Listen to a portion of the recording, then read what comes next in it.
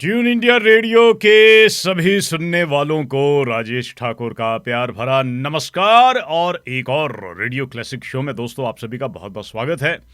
और दोस्तों आज हम आपको एक ऐसे सफ़र पे लेके जाएंगे जिस सफ़र पे खूब सारे गीत हैं, खूब सारी गज़लें हैं, खूब सारा मोहब्बत है, प्यार है और बहुत सारा दर्द भी है। गज़ल गायकी की अगर हम बातचीत करते हैं तो भारत में 1970 और 80s में गज़ल का मतलब होता था जगजीत सिंह। ये अगर हम फेमस सिंगर्स की बातचीत करते हैं, फेमस गज़ल गायकों की बातचीत करते हैं तो ऑल टाइम फेमस गायक कोई है और था या रहेगा तो वो है जगजीत सिंह। जी हाँ दोस्तों, आज हम आपको लिए चल रहे हैं जगजीत सिंह की गज़लों के और गीतों के एक सफ़र पर। बहुत सारे हमारे साथी जो फ़िलहाल हमें सुन रहे होंगे, मे बी संगीत में जब उनकी रुचि जागी थी तो शायद उन्होंने मेरी तरह जगजीत सिंह को सुना होगा। मुझे अच्छे तरीके से याद है, शिमला में मेरा जन्म हुआ है। जब कॉलेज के ज़माने में, स्कूल के ज़माने में इनकी कोई गज़ल या कोई गीत रेडियो पे बजता था तो हमारे तो कदम रुक जाते थे थोड़ी देर के लिए। उसके बाद शिमला में हमारा एक नहीं बल्कि 2-4 बहुत ही फेवरेट कॉफ़ी हाउस है जिसमें बालजीज़ एक शिमला का बड़ा जाना माना कॉफ़ी हाउस है। वहाँ पे मुझे नहीं याद पड़ता है कि जब भी मैं गया हूँ और जगजीत सिंह और चित्रा सिंह की कोई गज़ल ना चल रही हो। तो ये वो ज़माना कॉलेज में थोड़ा सा आपको इश्क भी होता है, प्यार भी होता है और पता नहीं ज़िंदगी के एक नए सफ़र पे आप निकले होते हैं, ज़िंदगी के नए पड़ाव की शुरुआत की होती है और कहीं कॉफ़ी हाउस में जब अपने दोस्तों के साथ बैठे हैं और साथ में बड़ा ज़बरदस्त पीछे संगीत चल रहा होता है तो उसका एक अपना अलग ही मज़ा था और एक अलग ही ज़िंदगी के मायने भी सामने नज़र आते हैं। दोस्तों जगजीत सिंह, ये एक ऐसा अध्याय, एक ऐसा चैप्टर जो आज हम आपके लिए पढ़ेंगे। इनकी गायकी में ये जो दर्द था, इनकी गायकी में ये जो इन शब्दों पे ख़ास ध्यान दिया जाता था और इनकी गायकी में ऐसा क्या था जिसने जगजीत सिंह को बनाया। और कहते हैं कि वक्त लगता है किसी भी चीज़ को एक मंजिल पे पहुंचने के लिए। तो आज ज़रा हम उस सफ़र पे आपको लिए चलेंगे। ये एक अध्याय आपके लिए पढ़ेंगे। 8 फरवरी 1941 जगजीत सिंह का जन्म हुआ। अध्याय शुरू हुआ 10 अक्टूबर 2011। ये हमें छोड़ के चले भी गए लेकिन अपने पीछे छोड़ गए हैं गज़लों का, गीतों का एक ऐसा भंडार।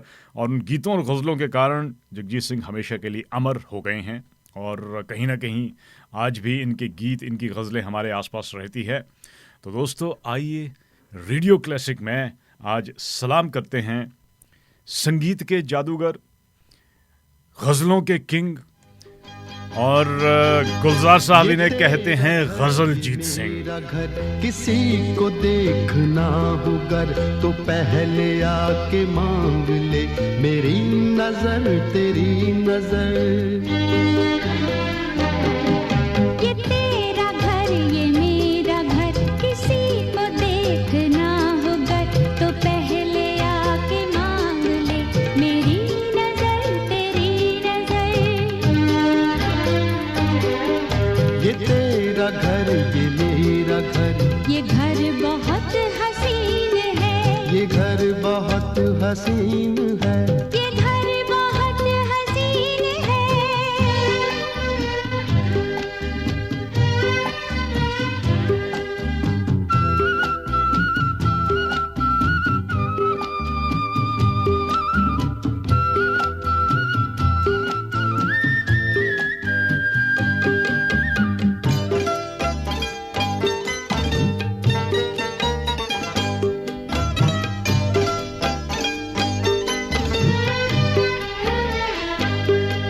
न बादलों की छाँव में न चांदनी के गाँव में, न फूल जैसे रास्ते बने हैं इसके वास्ते। मगर ये घर अजीब है, जमीन के करीब है, ये ईंट पत्थरों का घर हमारी हसरतों का घर। ये तेरा घर ये मेरा घर, ये घर बहुत हसीन है, ये घर बहुत हसीन ये घर बहुत हसीन है।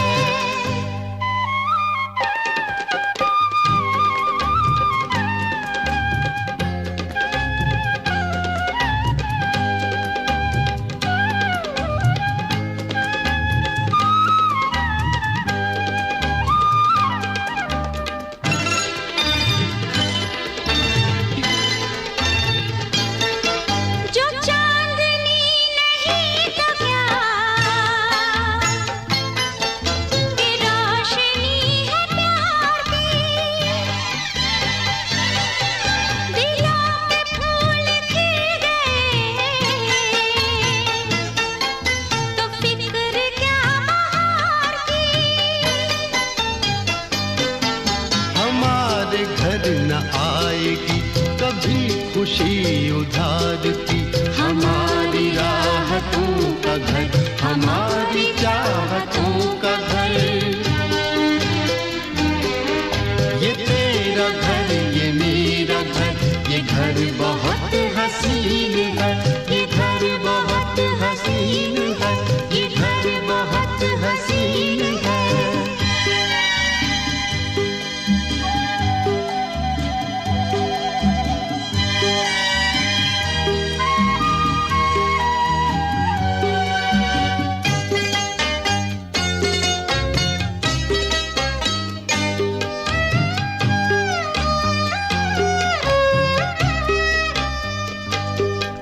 यहाँ महक वफा की, मोहब्बतों का रंग है। ये घर तुम्हारा ख्वाब है। ये घर मेरी उमंग है। न आरज़ू पे कैद है, न हौसले पे ज़ंग है। हमारे हौसलों का घर, हमारी हिम्मतों का घर। ये तेरा घर, ये मेरा घर, किसी को देखना हो घर तो पहले आके मान ले। मेरी नजर तेरी नजर।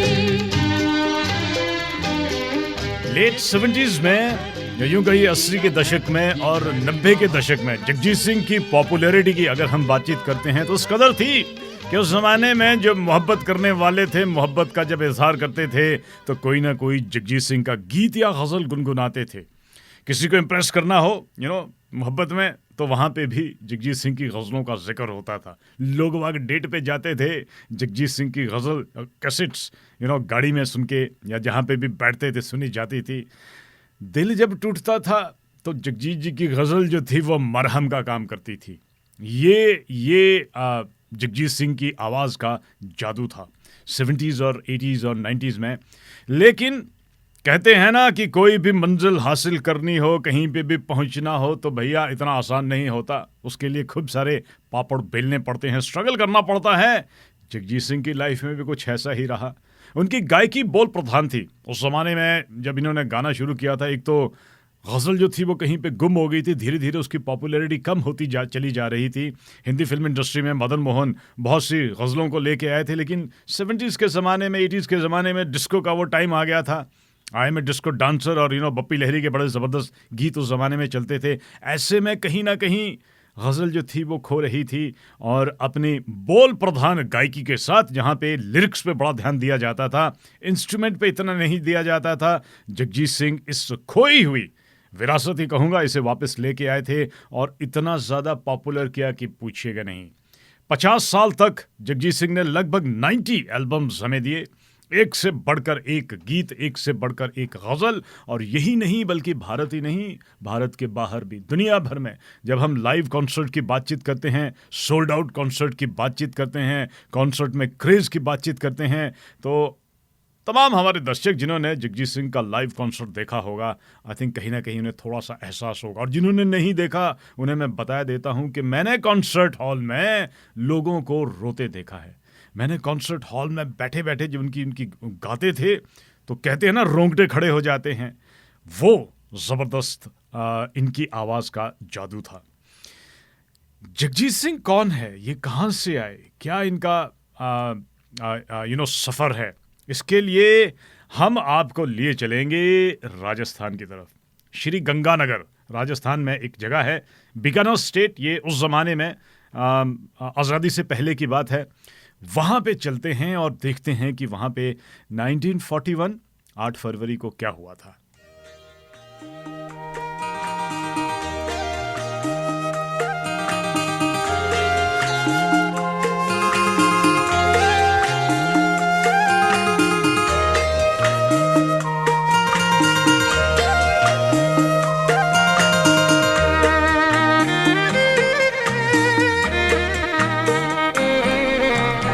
सोचा नहीं अच्छा बुरा, देखा सुना कुछ भी नहीं। सोचा नहीं अच्छा बुरा, देखा सुना कुछ भी नहीं। मांगा खुदा से रात दिन, मांगा खुदा से रात दिन, तेरे सिवा कुछ भी नहीं। सोचा नहीं अच्छा बुरा, देखा सुना कुछ भी नहीं।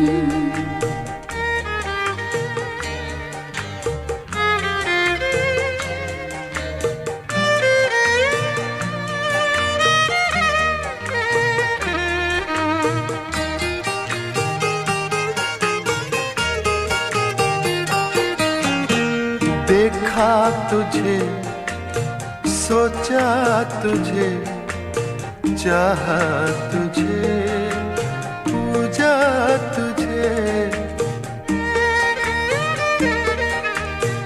देखा तुझे, सोचा तुझे, चाहा तुझे, पूजा तुझे। मेरी खता मेरी वफा, तेरी खता कुछ भी नहीं। मांगा खुदा से रात दिन, तेरे सिवा कुछ भी नहीं। सोचा नहीं अच्छा बुरा, देखा सुना कुछ भी नहीं।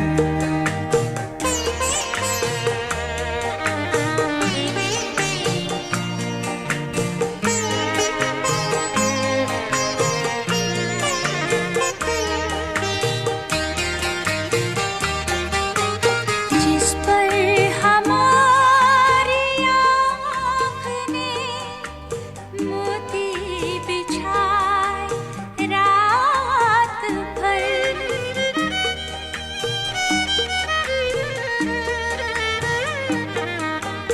जिस पर हमारी आँख ने मोती बिछाए रात भर, भेजा वही कागज उसे, हमने लिखा कुछ भी नहीं। मांगा खुदा से रात दिन, तेरे सिवा कुछ भी नहीं। सोचा नहीं अच्छा बुरा, देखा सुना कुछ भी नहीं।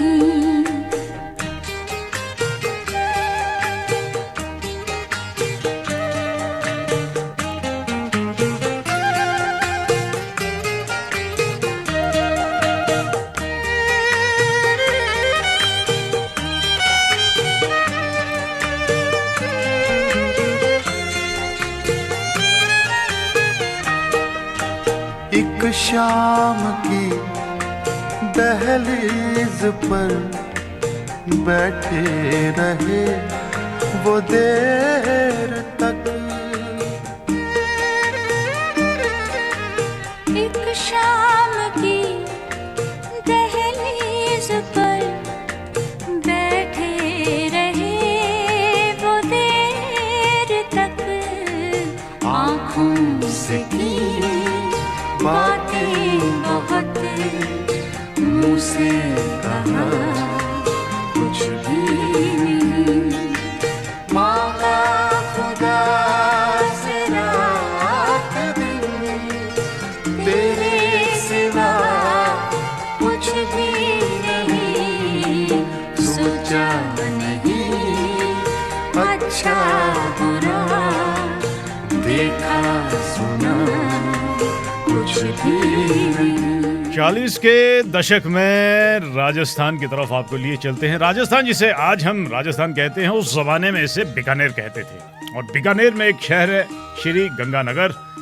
इस शहर में एक डिवोटेड सिख फैमिली रहती थी, सिख धर्म से जुड़ी हुई फैमिली।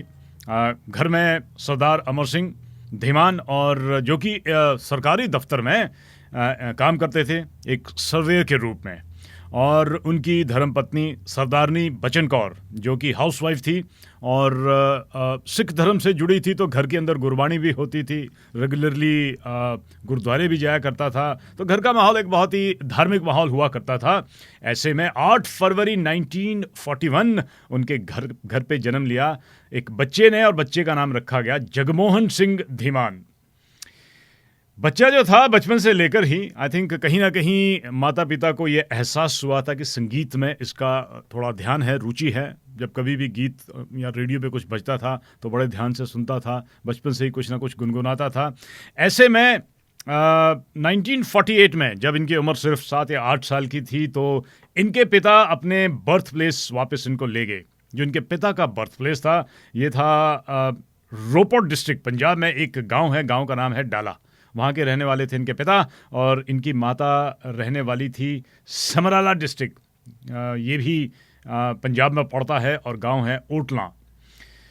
पिताजी इनको लेके गए गांव में, और गांव में इन्होंने इनकी शिक्षा जो थी संगीत में शुरू करवाई जब ये सिर्फ 7-8 साल के थे।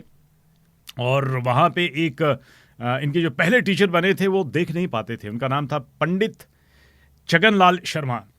अच्छा, ऐसे में एक समय में जो इनके पिता के गुरु थे, उन्होंने जगजीत सिंह नाम दिया था जगमोहन सिंह से।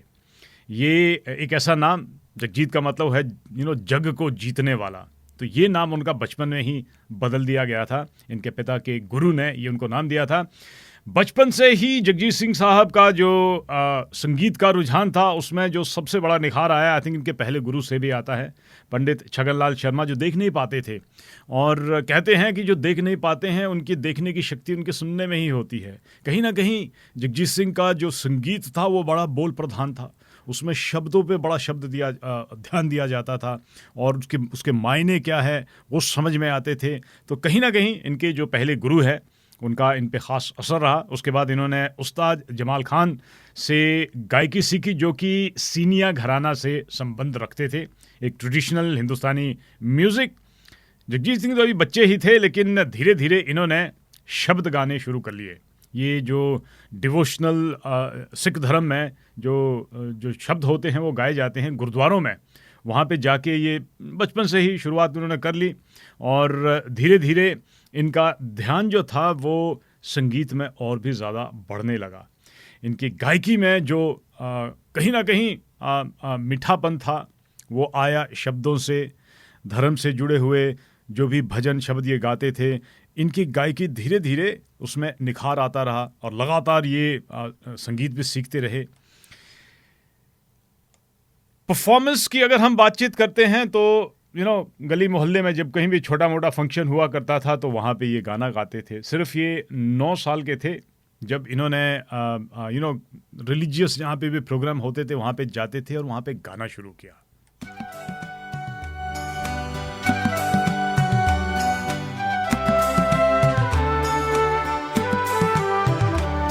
हर गोशा गुलिस्तान था, कल रात जहां में था,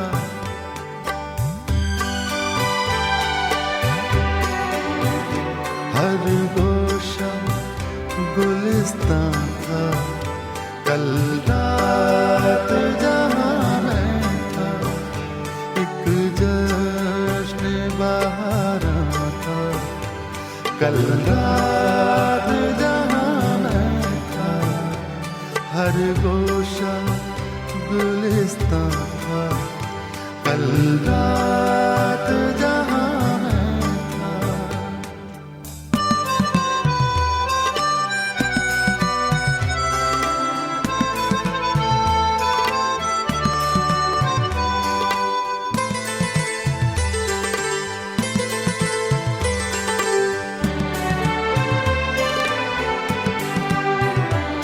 नगमे थे हवाओं में, जादू था फिजाओं में,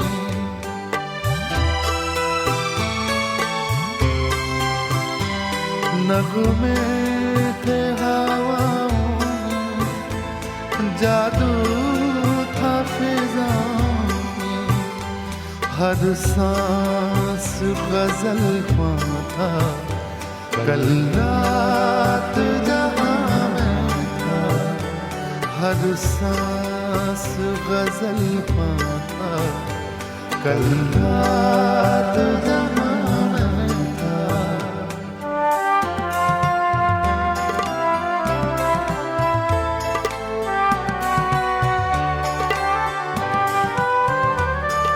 दरियाए मोहब्बत कश्ती थी जवानी की,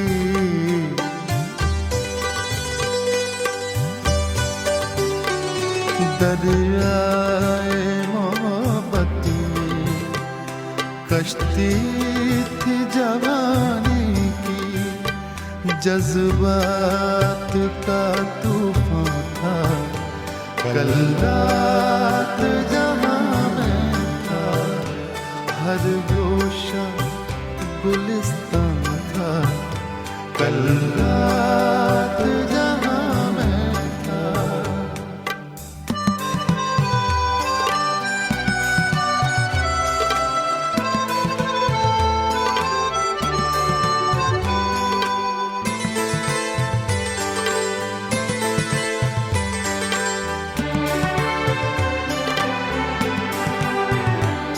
महताब था बाहों में, जलवे थे निगाहों में,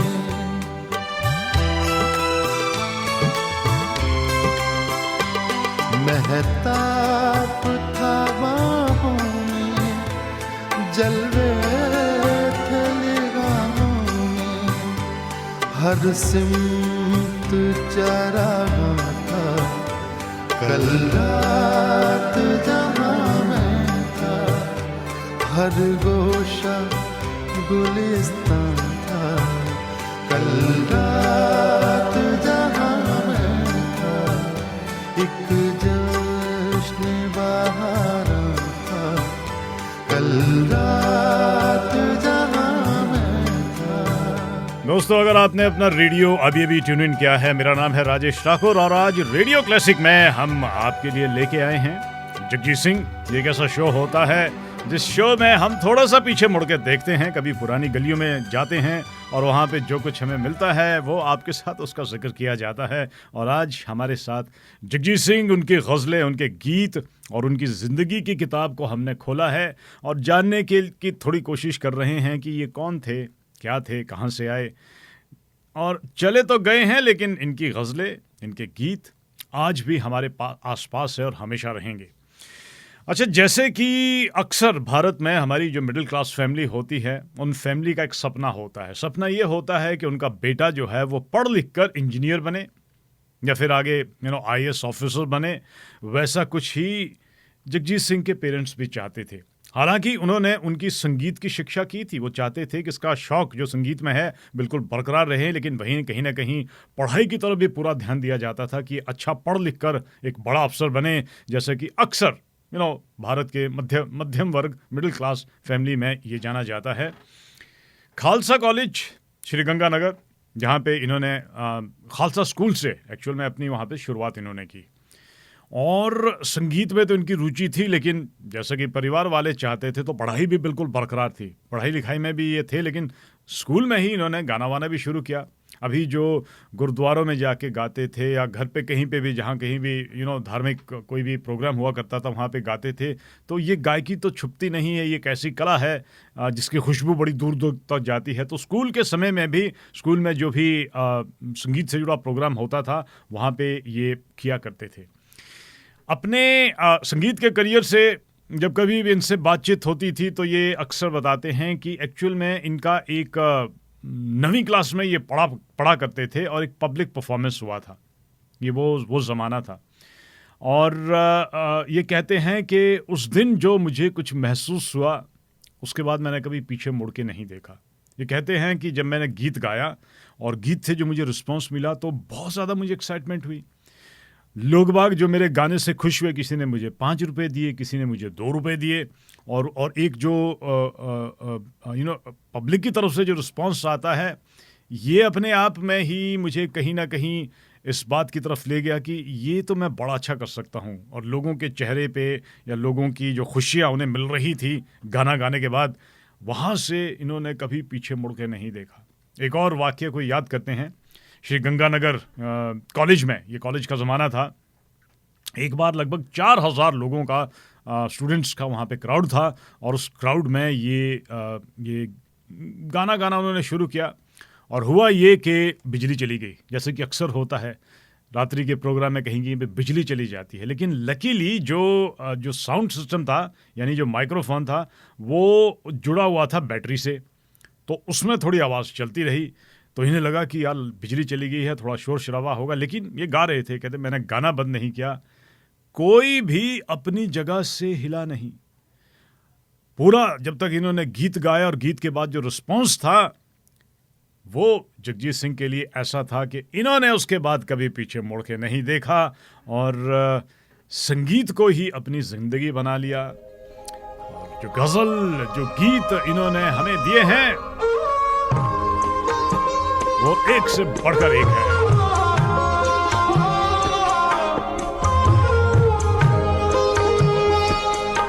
दोस्त बन बन के मिले मुझको मिटाने वाले,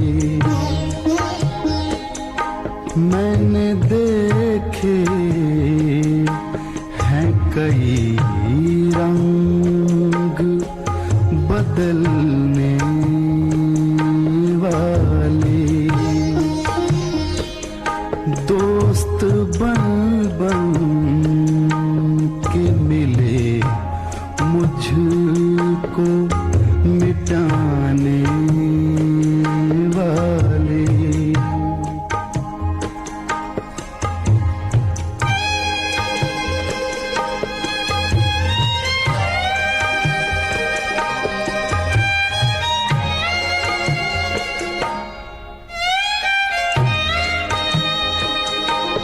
तुमने चुप रह के सितम और भी ढाया मुझ पर,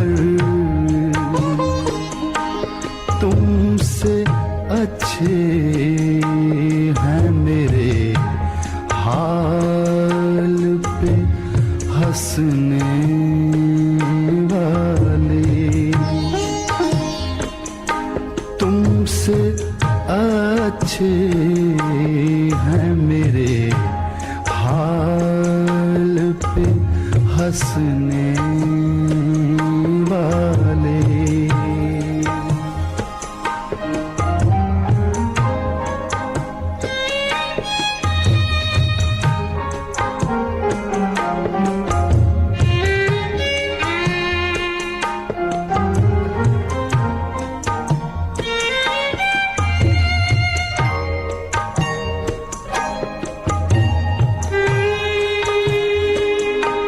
मैं तो इखलाक के हाथों ही बिका करता हूँ।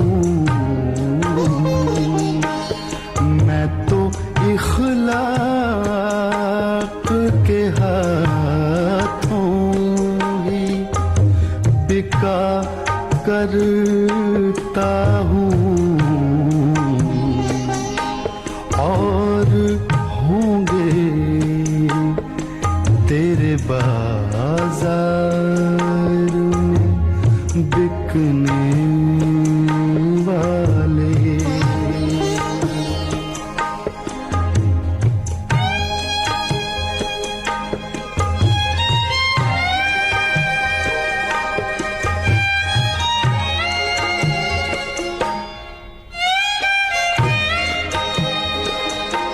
आखिरी बार सलाम दिल मुस्तर ले लो, फिर ना लौटेंगे शबे हिजर के रोने वाले।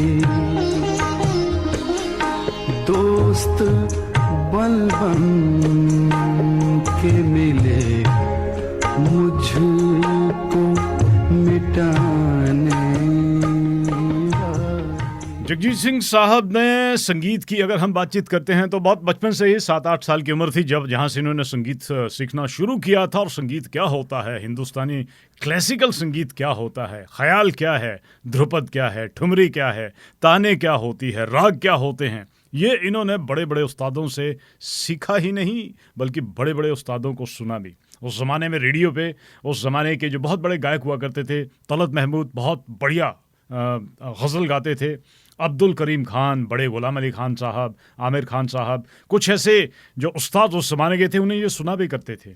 और उर्दू पोइट्री में इनका बड़ा एक ख़ास ही रुझान था और धीरे धीरे इन्होंने अपने संगीत को एक तरीके से बोल प्रधान संगीत बताया। लाइफ में कभी कभी स्ट्रगल जब होता है ना, तो जो लिखे हुए कुछ शब्द होते हैं जिसमें बड़ी सच्चाई झलकती है, ये आपके दिल के बड़े करीब हो जाते हैं। कहीं ना कहीं इनकी ज़िंदगी में जो ये स्ट्रगल चल रहा था, मिडिल क्लास फैमिली से आते थे और घर पर बाहर जहाँ पे भी जाते थे स्ट्रगल तो हमेशा ही रहता था। ऐसा तो नहीं था कि आपको खुला पॉकेट मनी मिलती थी, आप जाते थे, ऐशो आराम की ज़िंदगी नहीं थी, तो हर चीज़ के लिए स्ट्रगल करना पड़ता था। और जिस तरीके से उस ज़माने का संगीत है, धीरे धीरे कहीं ना कहीं इंस्ट्रूमेंट हमारे काफ़ी डोमिनेट कर रहे थे बॉलीवुड म्यूज़िक को भी और उस ज़माने में जो संगीत बचता था उस पर भी। लेकिन जगजीत सिंह जो है वो लिरिक्स पे बड़ा ध्यान देते थे। अच्छा, कॉलेज की बातचीत है तो स्कूल ख़त्म करने के बाद श्री गंगानगर में जो गवर्नमेंट कॉलेज है वहाँ से ऑब्वियसली इनकी शिक्षा आगे बढ़नी थी, लेकिन इन्होंने चूज़ किया जलंधर को, डीएवी कॉलेज जलंधर को। उसके पीछे कुछ एक कारण तो ये थे, एक तो अपने संगीत की वजह से, क्योंकि स्कूल में ये काफ़ी मशहूर हो चुके थे, तो कॉलेज में जो डीएवी कॉलेज जलंधर था, इन्होंने उनको वहाँ पे एडमिशन दिया और इनके टैलेंट को देखते हुए इन्हें कहा कि हम आपकी फ़ीस नहीं लेंगे और इनकी फ़ीस को माफ़ कर दिया, जिसकी वजह से इन्होंने कहा कि ये तो बहुत बढ़िया बात होगी, खर्चा थोड़ा सा बच जाता है। दूसरा रीज़न इनका जलंधर जाने का था, ऑल इंडिया रेडियो जलंधर, जहाँ से क्लासिकल सिंगिंग के प्रोग्राम होते थे। और उस ज़माने में कोई अगर सिंगर गायक बनना चाहता था तो जो रेडियो स्टेशन होता था वहाँ पे उनका टेस्ट होता था। और जगजीत सिंह ने जब टेस्ट दिया तो जलंधर अपना ऑल इंडिया रेडियो ने इन्हें बी ग्रेड आर्टिस्ट का दर्जा दिया। बी ग्रेड आर्टिस्ट का मतलब है, ग्रेड नहीं, ये क्लास होती थी। बी क्लास आर्टिस्ट का मतलब है कि उन्हें एक साल में 6 लाइव म्यूज़िक सेगमेंट मिलते थे और बड़ा नॉमिनल सा पेमेंट भी हुआ करता था उस ज़माने में। तो यहाँ से शुरुआत की इन्होंने अपने करियर की और ऑल इंडिया रेडियो जलंधर में जिंगल बजाने शुरू किए। वहाँ पे जो भी इन्हें छोटी मोटी फ़ीस मिलती थी उनसे अपने इनके खर्चे निकल आते थे। और यही नहीं बल्कि 1962 में भारत के प्रेसिडेंट राजेंद्र प्रसाद जब जालंधर गए थे तो वहाँ पे उनका जो वेलकम सॉन्ग था वो जगजीत सिंह ने कंपोज किया था। और कहीं ना कहीं इनका संगीत धीरे धीरे आसपास जो इनके आर्टिस्ट थे वहाँ पे रिकग्निशन भी मिली और कहीं ना कहीं लोगों को ये एहसास था कि ये एक बहुत ही कमाल का सिंगर है।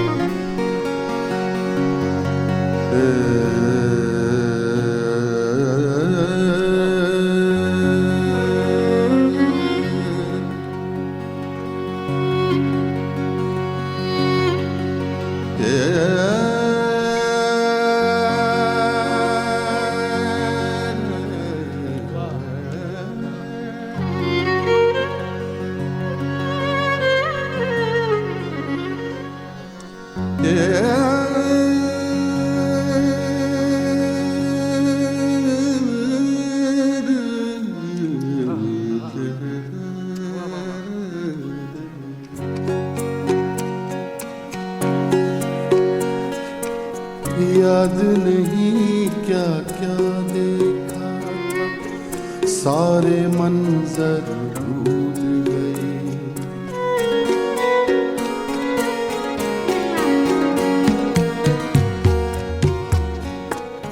याद नहीं क्या क्या देखा था, सारे मंजर भूल गए। उसकी गलियों से जब गुजरे अपना ही घर भूल गए। याद नहीं क्या क्या देखा, सारे मंजर भूल गए। उसकी गलियों से जब गुजरे अपना ही घर भूल गए। याद नहीं, याद नहीं।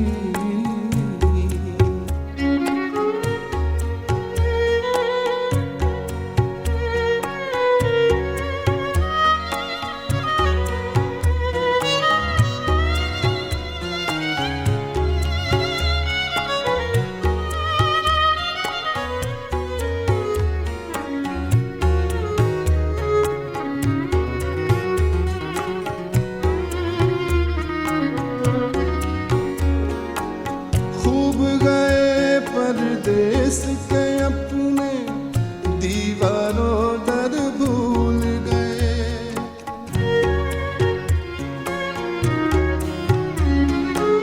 खूब गए परदेस,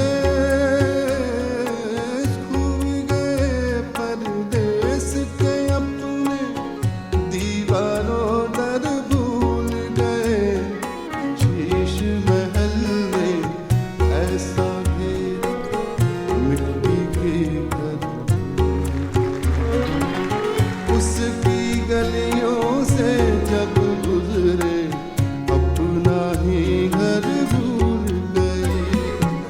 याद नहीं, याद नहीं।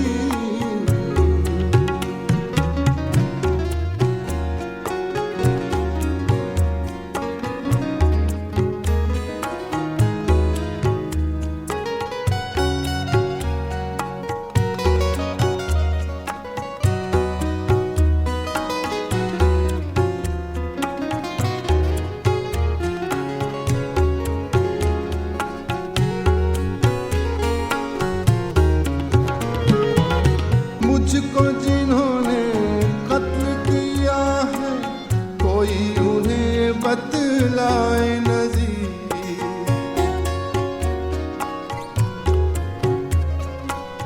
मुझको जिन्होंने कत्ल किया है, कोई उन्हें बतलाए नज़ीर। मेरी लाश के पहलू वो अपना खंजर भूल गए। मेरी लाश के पहलू वो अपना खंजर भूल गए। उसकी गलियों से जब गुजरे अपना ही घर भूल गए। याद नहीं क्या क्या देखा था, सारे मंजर भूल गए। उसकी गलियों से जब गुजरे अपना ही घर भूल गए। याद नहीं, याद नहीं। घर पे पिता चाहते थे बेटा पढ़े लिखे और एक अच्छा अफसर बने, और इसके लिए इन्होंने अपनी पढ़ाई भी जारी रखी। डीएवी कॉलेज जलंधर से इन्होंने आर्ट्स में अपनी डिग्री हासिल की, और वहीं पे पोस्ट ग्रेजुएशन के लिए ये चले गए कुरुक्षेत्र यूनिवर्सिटी हरियाणा भी। लेकिन इसके साथ साथ इनका संगीत बिल्कुल साथ साथ चलता रहा। कॉलेज के ज़माने में, उस ज़माने में, आज भी शायद भारत में ये होता है कि इंटर कॉलेज कंपटीशन होता है, जहाँ पे बच्चों की जो भी उनका टैलेंट होता है उसे बढ़ावा मिलता है। खेलों में भी होता है, संगीत में भी होता है, नाटक में भी होता है। आपने बहुत सारे ऐसे किस्से कहानियाँ सुनी होगी जहाँ पे बड़े बड़े कलाकार, बड़े बड़े खिलाड़ी जो थे वो inter college, inter university competition से निकल के आते थे। और क्योंकि इनकी गायकी बड़ी ज़बरदस्त थी, और पहले तो इंटर कॉलेज में इनके अपने कॉलेज की तरफ से जो एक नॉमिनेशन होता था, अगर हम गायकी की बातचीत करते हैं तो एक नॉमिनी होता था क्लासिकल सिंगिंग में जाता था और एक नॉमिनी होता था वो लाइट क्लासिकल में जाता था। अच्छा, क्लासिकल क्योंकि बड़े इस्टेब्लिश सिंगर थे, इनकी बड़ी कमाल की गायकी थी, तो वहाँ पे तो इंटर कॉलेज में भी इन्होंने ट्रॉफी जीती। उसके बाद इंटर यूनिवर्सिटी, जो कि पूरे भारत भर में नेशन वाइड ये एक कंपटीशन होता है, सारे भारत की यूनिवर्सिटी उसमें पार्टिसिपेट करती हैं, तो वहाँ पे भी गए, वहाँ पे भी इन्होंने ट्रॉफी जीती। लेकिन कहते हैं ना कि एक गायक के अंदर जो एक प्यास होती है वो कभी बुझती नहीं, तो ये क्लासिकल में तो थे ही थे। फिर उन्होंने कहा कि यार लाइट क्लासिकल भी मैं गा लेता हूँ, गाना शुरू किया और कॉलेज की तरफ से एक से बढ़कर एक और एक के बाद एक ट्रॉफीज इन्होंने कॉलेज के लिए, अपनी यूनिवर्सिटी के लिए जीती। और कहीं ना कहीं जो म्यूज़िक का सर्कल हुआ करता था, फिलहाल तो काफ़ी छोटा सर्कल था, लेकिन इनके फैंस वहाँ पे बनने शुरू हुए। ये बताते हैं, याद करते हैं कुछ इन दिनों को कि जब मैं कॉलेज में, यूनिवर्सिटी में जो प्रोग्राम होते थे वहाँ पे गाता था, तो लोगों ने रिक्वेस्ट करना किया शुरू, और जब रिक्वेस्ट करते थे तो हाथ में आके 100 रुपये भी दे जाते थे चुपके से कि आप हमारी पसंद का ये गाना गाइए, या गाना गाने के बाद खुश होके इन्हें पैसे भी दिए जाते थे।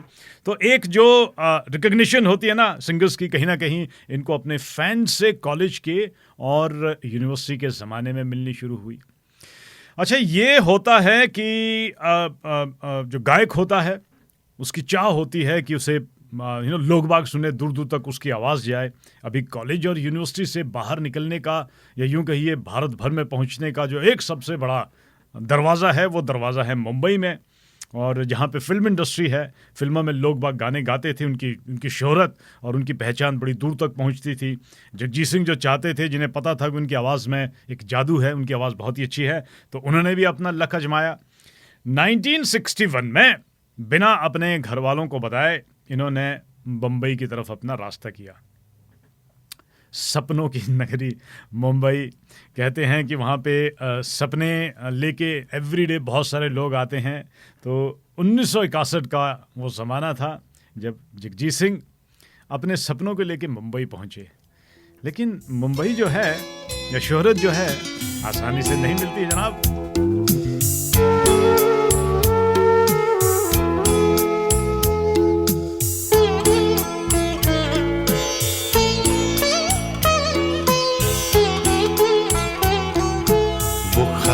के पुरज़े उड़ा रहा था,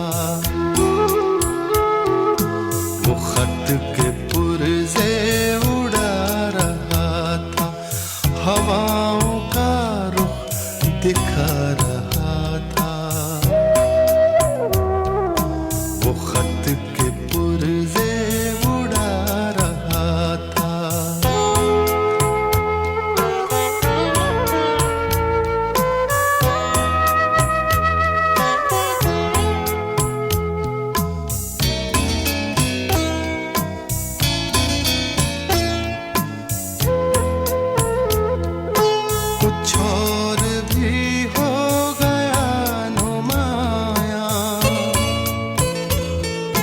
कुछ और भी हो गया नुमाया, मैं अपना लिखा मिटा रहा था। मैं अपना लिखा मिटा रहा था। हवाओं का रुख दिखा रहा था। वो खत के पुरज़े उड़ा रहा था।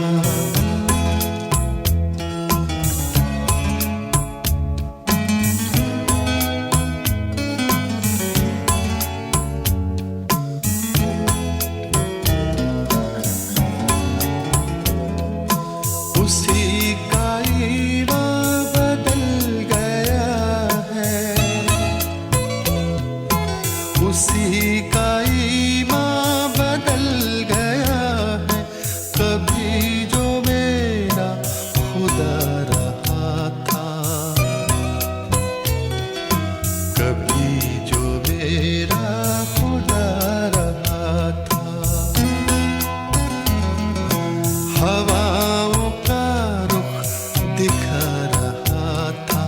वो खत के पुरज़े उड़ा रहा था।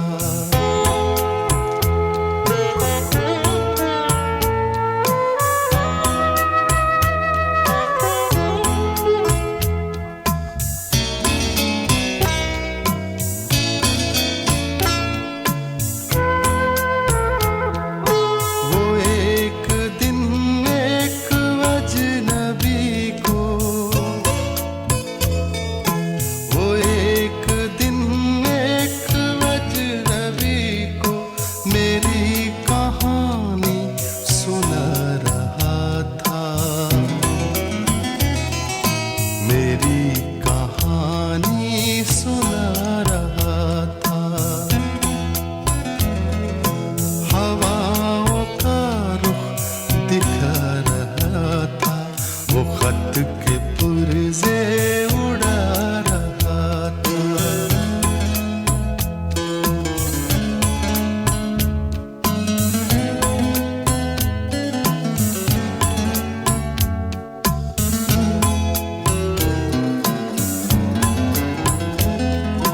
वो उम्र कम कर रहा था मेरी,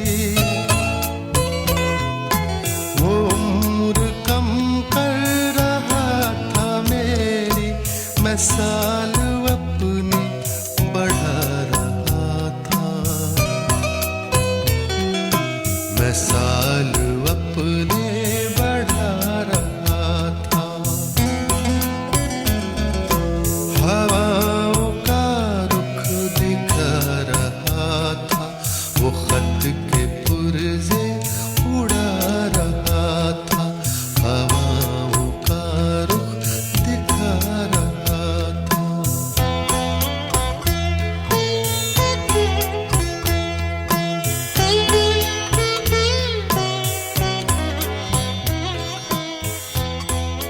ट्यून इंडिया रेडियो पे दोस्तों, मैं हूं राजेश ठाकुर आपके वीकली रेडियो क्लासिक शो के साथ, और आज हम बातचीत कर रहे हैं गजल के बादशाह, गजल किंग जगजीत सिंह साहब के बारे में। 1961 में घर में बिना बताए जगजीत सिंह पहुंच गए मुंबई। जिस तरीके की शोहरत, जिस तरीके का प्यार, जिस तरीके के फैंस जिनको अपने कॉलेज में, अपने यूनिवर्सिटी में मिले थे, कहीं ना कहीं उन्हें ऐसा लगा कि उनकी आवाज़ में वो जादू है, उनकी आवाज़ में वो बात है, और ये जादू पूरे भारत में पहुंचनी चाहिए। और जो दरवाज़ा है, जो जगह है, जो प्लेटफॉर्म है, वो है मुंबई में। और मुंबई में फिल्मों में गाने के लिए ये वहाँ पर पहुँच गए, और जो भी कुछ थोड़े बहुत पैसे अपनी जेब में लेके गए थे, लेकिन मुंबई तो मुंबई है। जगह जगह एवरीडे डिफरेंट म्यूज़िक डायरेक्टर के पास जाते, उन्हें अपनी आवाज़ सुनाते, लेकिन कोई कामयाबी इन्हें नहीं मिली। इवन म्यूज़िक डायरेक्टर जयकिशन, जो कि उस ज़माने के बड़े जाने माने म्यूज़िक कंपोजर थे, उन्होंने उनकी आवाज़ को पसंद तो किया, लेकिन उन्हें कोई ब्रेक नहीं दिया। अब स्ट्रगल करते, एवरीडे आप निकलते हैं, दरवाजे खटखटाते हैं, अलग अलग जगहों पे जाते हैं, वहाँ पे गाना गाते हैं, और धीरे धीरे इनकी पॉकेट में जो मनी था, पैसा था, वो ख़त्म हो गया। और इतना एक समय ऐसा आया कि इन्होंने लॉन्ड्री में जो अपने कपड़े धोने को दिए थे, वो वापस लेने के लिए इनके पास पैसे भी नहीं थे, खाने के लिए पैसे नहीं थे, जेब में कुछ भी नहीं रह गया, और काम कुछ मिल नहीं रहा था। तो ऑप्शन इनके पास एक यही था कि चुप करके मुंबई से ट्रेन पकड़ के वापस अपने शहर जलंधर आए। अब ट्रेन की टिकट के लिए भी पैसे नहीं थे इनकी जेब में। ये अपने उन दिनों को याद करके अपने इंटरव्यू के दौरान उन्होंने कई बार बताया है कि मैं बॉम्बे से जलंधर बगैर टिकट आया था, क्योंकि मेरे पास पैसे नहीं थे, और अपने आप को मैंने जो ट्रेन का जो बाथरूम होता है, उस बाथरूम के अंदर अपने आप को बंद कर लिया था। तो ऐसा समय भी देखा है गज़ल के सम्राट जगजीत सिंह ने। और 61 में आ तो गए ये अपना शहर जलंधर, जो भी वहाँ पे छोटा मोटा ये काम धाम करते थे, करना शुरू किया, लेकिन कहीं ना कहीं दिल के अंदर वो था कि नहीं, मुझे तो अपनी आवाज़ को, अपनी गायकी को, अपनी सोच को मुझे दुनिया तक पहुंचाना है। मेरे पास अंदर कुछ ऐसी चीज़ है जो मैं बहुत सारे लोगों के चेहरों पे मुस्कुराहट ला सकता हूं, बहुत सारे लोगों की ज़िंदगी में सुकून ला सकता हूं, बहुत सारे लोगों की ज़िंदगी में कहीं ना कहीं जो सुनापन है, दर्द है, उसका मरहम मेरे गीतों में है। और ये सब सोचते हुए 1965 में 4 साल बाद फिर कुछ और धनवन जोड़ के ये दोबारा से मुंबई आए कि नहीं, मुझे तो यहाँ पे कुछ करना है।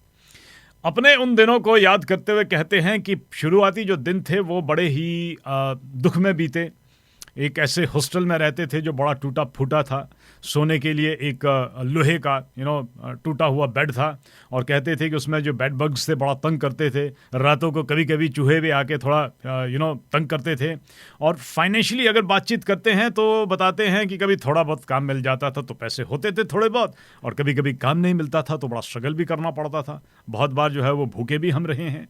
और लेकिन उनकी आवाज़ में जो दम था, उनकी आवाज़ में जो जादू था, अल्टीमेटली इनको एक 2 गज़ल गाने का इनको एक ईपी जो एक्सटेंडेड प्ले 1960 में एक ग्रामोफोन रिकॉर्डिंग जो फॉर्मेट हुआ करता है उसे ईपी कहते थे। ईपी एचएमवी की तरफ से इन्हें 2 गज़ल रिकॉर्ड करने का एक कॉन्ट्रैक्ट मिला। ऑब्वियसली जब ये ईपी रिकॉर्ड होता है, कॉन्ट्रैक्ट रिकॉर्ड होता है, तो उसके लिए जो गायक होता है उस ज़माने में उसकी तस्वीर खींची जाती थी। और कहीं ना कहीं इन्हें ऐसा लगा कि संगीत जो है वो उनका असली धर्म है, उनकी असली पहचान है। और फोटोग्राफ खिंचवाने के लिए इन्होंने कहा कि ये जो आज मैं फ़ोटोग्राफ खींच रहा हूँ ये एक्चुअल में मेरी आइडेंटिटी है एक तरीके से, और जो भी पिक्चर आज मेरी ख़रीदी जाएगी, एल्बम पे लगेगी, इस तस्वीर से मैं पूरी ज़िंदगी, पूरे करियर में जाना चाहूँगा। और वहाँ पे उन्होंने ज़िंदगी का एक बहुत ही बड़ा डिसीजन लिया। ये बड़े एक रिलीजियस फैमिली से आते थे, सिख धर्म से आते थे, पगड़ी लगाते थे, दाढ़ी मूछ थी, और उस दिन उन्होंने ये डिसाइड किया कि संगीत को ये मेरा धर्म है, मेरा सब कुछ है, तो ये एक आइडेंटिटी शायद मेरी पूरी ज़िंदगी बन के रहेगी। और उस तस्वीर के लिए उन्होंने उस दिन अपनी पगड़ी भी उतारी और अपने बाल भी कटवाए और एक नया चेहरा उस रिकॉर्डिंग फॉर्मेट पे आया। और जिस जगजीत सिंह को आज हम जानते हैं, पहली तस्वीर उनकी छपी।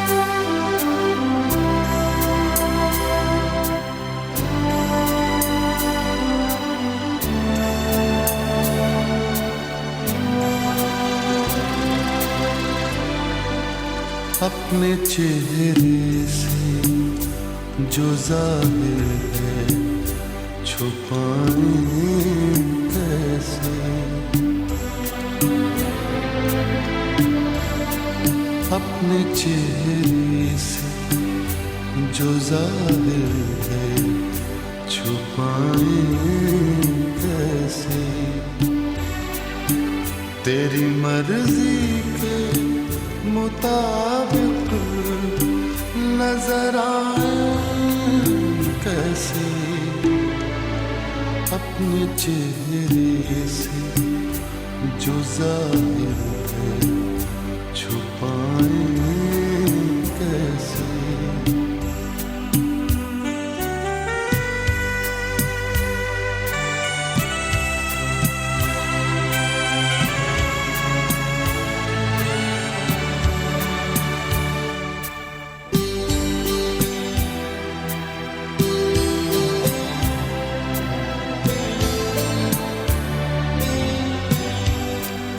घर सजाने का तस्वीर तो बहुत बात का है,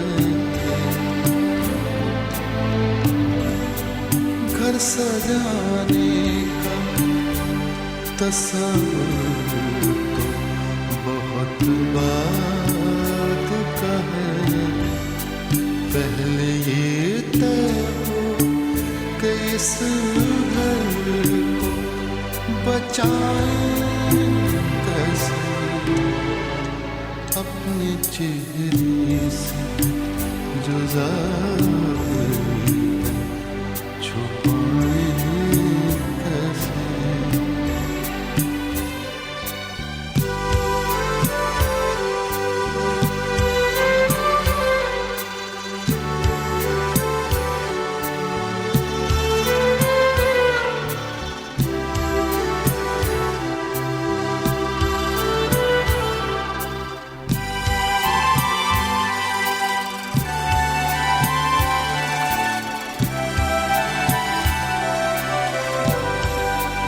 कहा आँख का बर्ताव बदल देता है,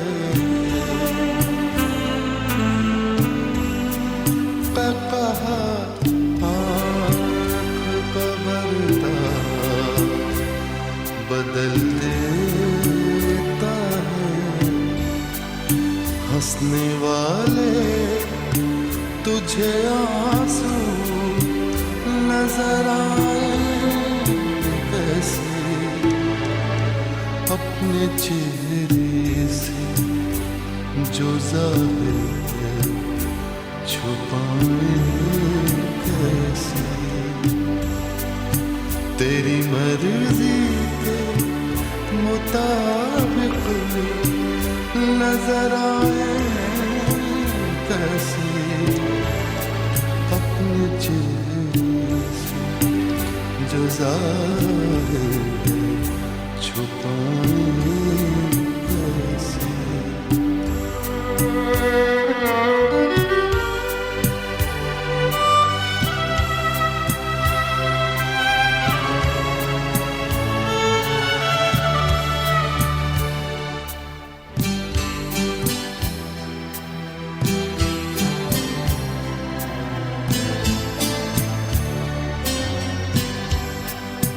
कोई अपनी नजर से तो हमें देखेगा,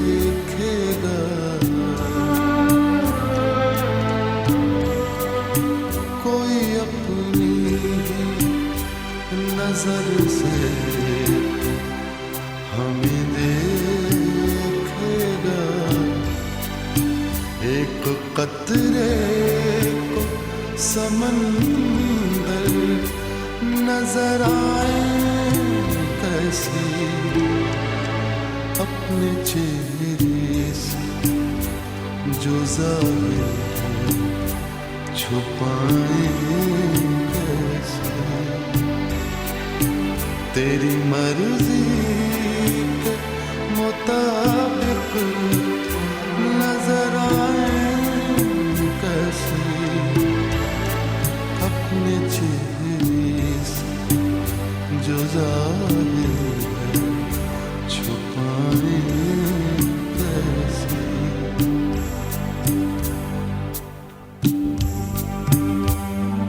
सपनों की नगरी मुंबई में सपने तो हैं, लेकिन उन सपनों को पाने के लिए बहुत मुशक्कत करनी पड़ती है, बहुत मेहनत करनी पड़ती है। और उस बार जगजीत सिंह ये ठान के आए थे कि वो हार नहीं मानेंगे और जो जिंदगी में वो करना चाहते हैं उससे पीछे नहीं हटेंगे। हालांकि इनका वो 2 गज़ल रिलीज तो हुआ, लेकिन जो शोहरत जो ये चाहते थे उन्हें नहीं मिला।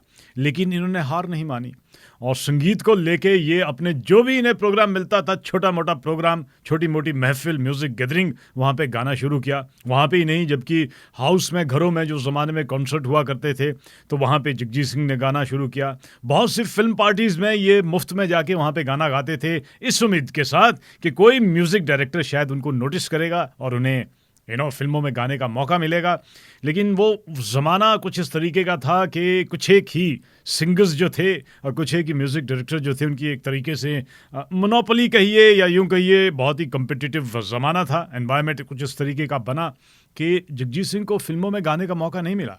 बल्कि इनके भाई करतार सिंह उस ज़माने को याद करते हुए कहते हैं कि म्यूज़िकली जो जगजीत सिंह की आवाज़ में जो गहराई थी, इनकी आवाज़ में जो दर्द था, अब कैसे ये सूट होगा उस गायक पे जो पेड़ों के आसपास घूम के हीरोइन के लिए गाना गा रहा है। तो ये तो बड़ा मुश्किल हो जाएगा।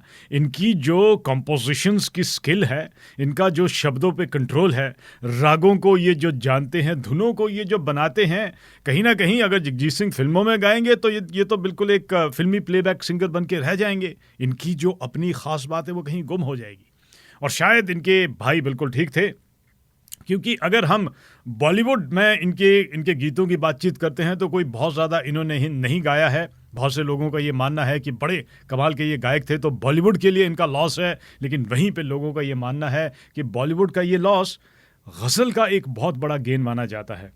वो ज़माना ऐसा था कि गज़ल धीरे धीरे फिल्मों से गायब हो रही थी। 70-80s बप्पी लहरी आ चुके थे, खूब सारे डिस्को और आर.डी. बर्मन का संगीत बड़ा मशहूर उस ज़माने में हो रहा था। तो गज़ल जो थी वो धीरे धीरे कहीं गुम हो गई थी। अलग अलग इंस्ट्रूमेंट बड़े स्ट्रांगली बजते थे और शब्दों का इतना ध्यान नहीं रखा जाता था। तो एक ऐसा आर्ट था जो धीरे धीरे यूँ कहिए कि भूला जा रहा था या गुम हो रहा था।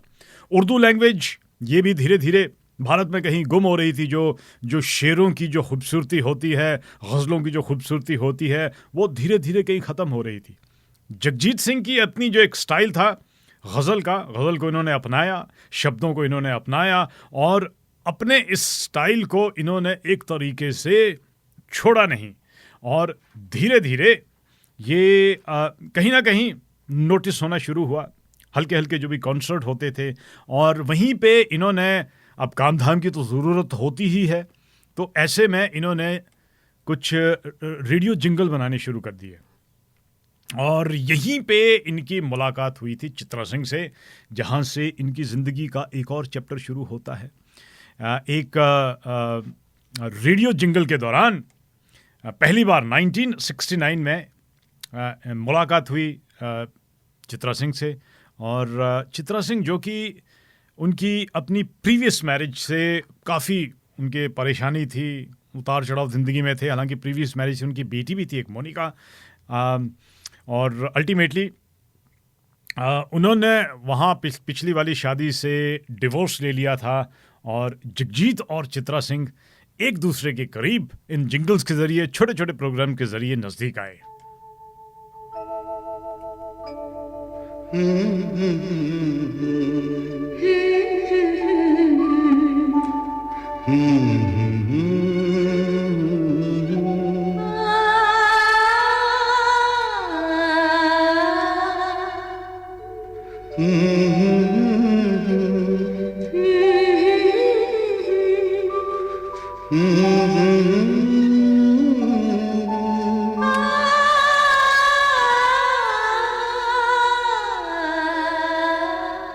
तुमको देखा तो ये ख्याल आया, जिंदगी धूप तुम घना साया।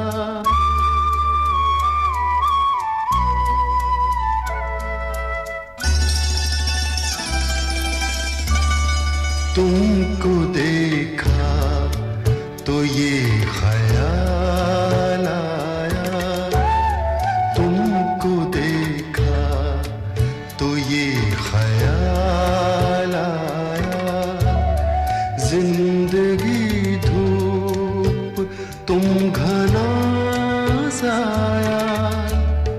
तुमको देखा तो ये ख्याल आया।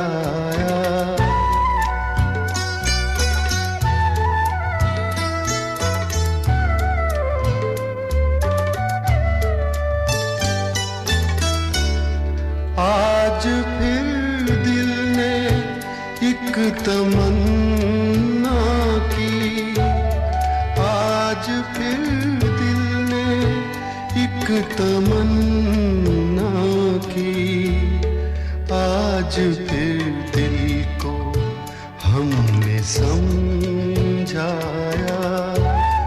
आज फिर दिल को हमने समझाया। जिंदगी धूप तुम घना साया। तुमको देखा तो ये ख्याल आया।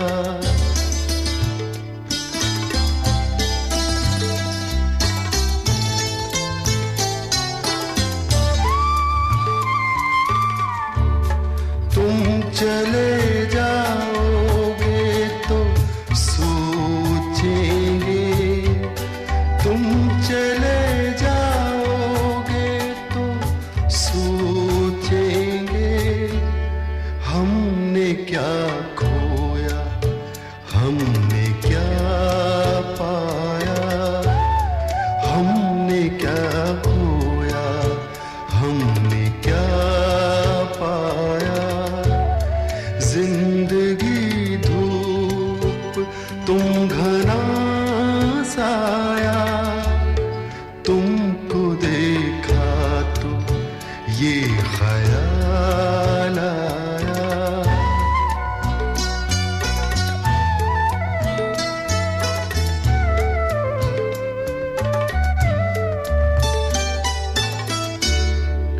हम जिसे गुनगुना नहीं सकते, हम जिसे गुनगुना नहीं सकते, वक्त ने ऐसा गीत क्यों गाया, वक्त ने ऐसा गीत क्यों गाया।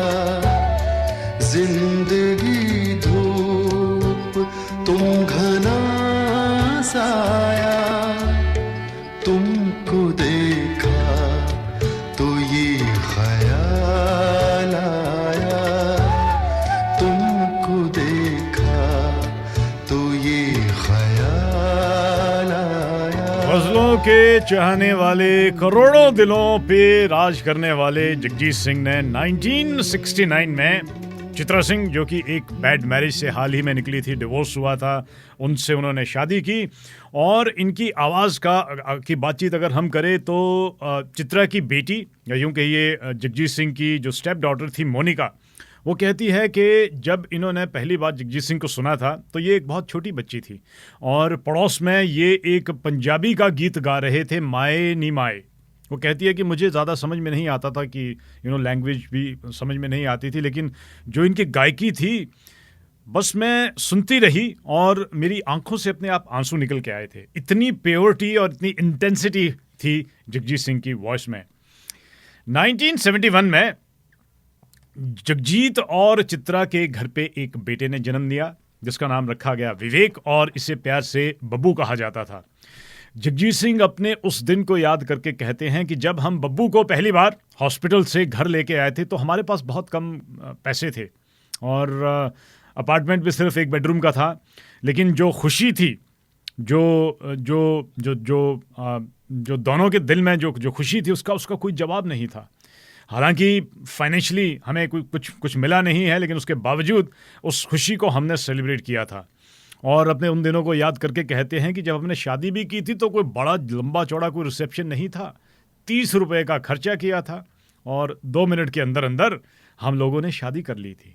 ऐसी हुई थी गज़ल सम्राट जगजीत सिंह की शादी। और अपने उन दिनों को याद करके कहते हैं कि वो दिन जो थे वो काफ़ी तकलीफ़ के भी थे, दुख के भी थे। और मुझे अच्छे तरीके से याद है कि काम के लिए हम दोनों को निकलना पड़ता था। बब्बू या उनका बेटा विवेक सिर्फ 20 दिन का था जब अपनी गोद में, अपनी बाजू में पकड़ के चित्रा सिंह जो थी वो रेडियो जिंगल्स के लिए गाना गाती थी। तो जगजीत सिंह कहते हैं कि जब कभी मैं उन पलों को याद करता हूँ तो मुझे ऐसा लगता था कि मैं दुनिया का सबसे धनवान इंसान हूँ। पैसे की छोड़िए, मेरे पास मेरा बेटा, मेरी वाइफ जो मेरे साथ है, जिंदगी में और क्या चाहिए।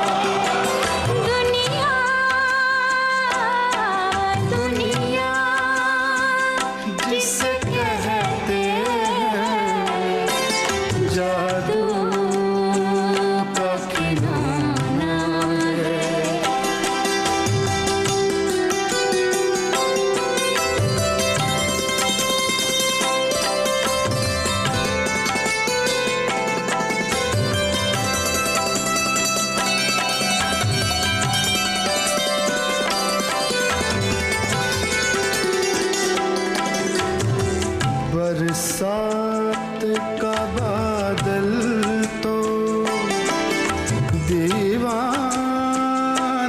है क्या जाने, दीवाना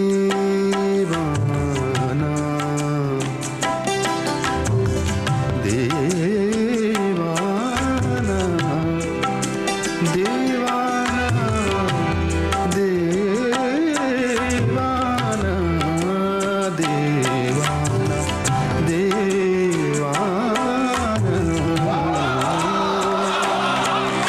बरसात का बादल तो दीवाना है क्या जाने, किस राह से बचना है, किस राह से बचना है, किस छत को भिगोना है। दुनिया दुनिया जिसे कहते हैं जादू का खिलौना है।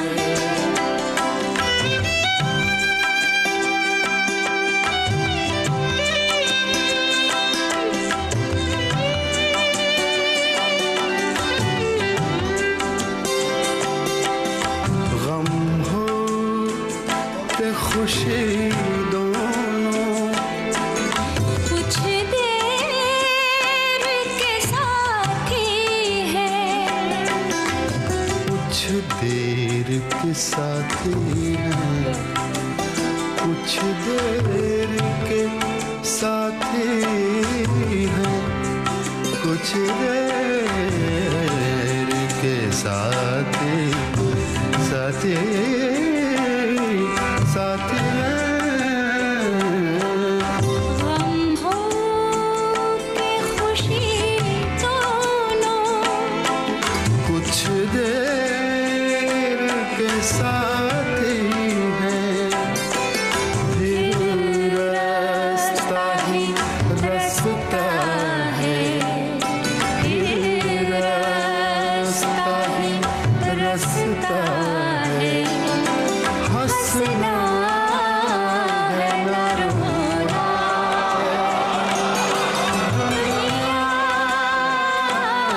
दुनिया जिसे कहते हैं जादू का खिलौना है, जादू का खिलौना।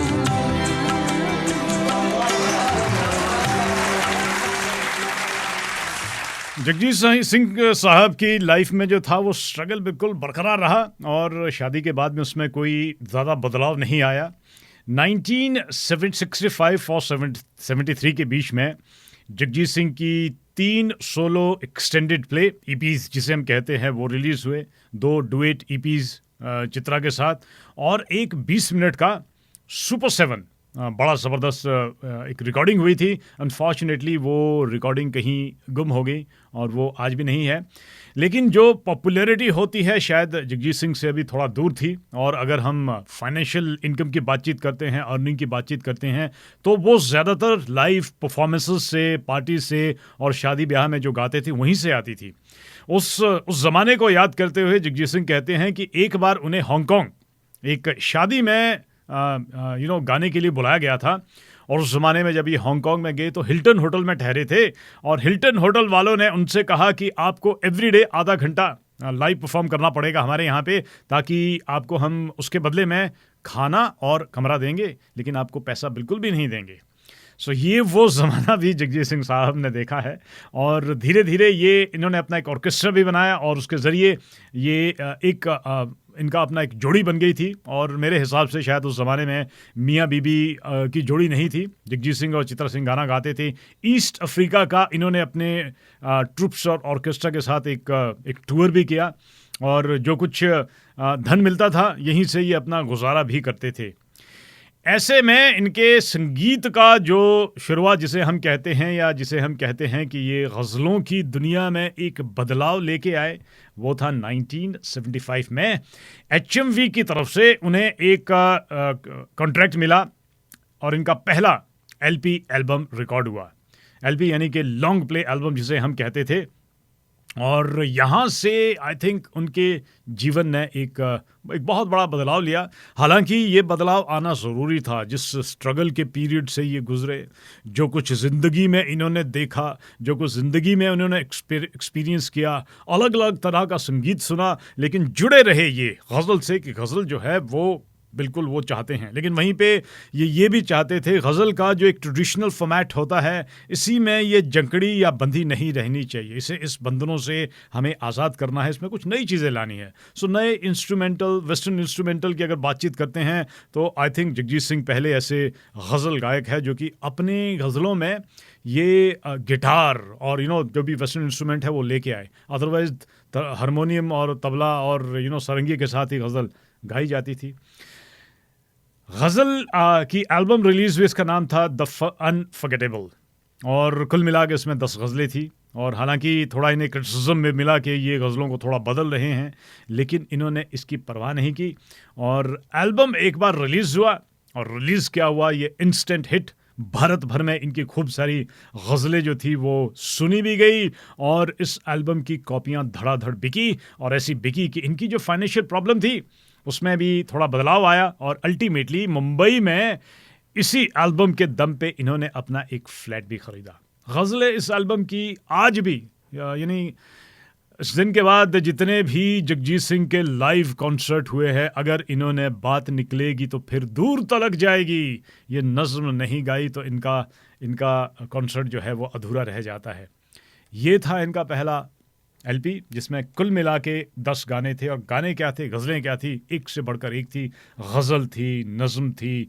आज भी उन गज़लों को, नज़्मों को उसी शौक़ से, उसी चाव से सुना जाता है।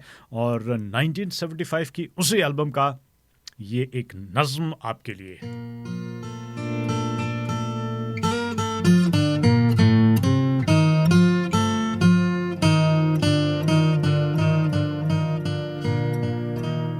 बात निकलेगी तो फिर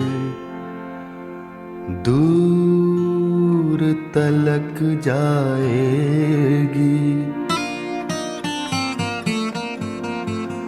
लोग बेवजह उदासी का सबब पूछेंगे, ये भी पूछेंगे कि तुम इतनी परेशान क्यों हो।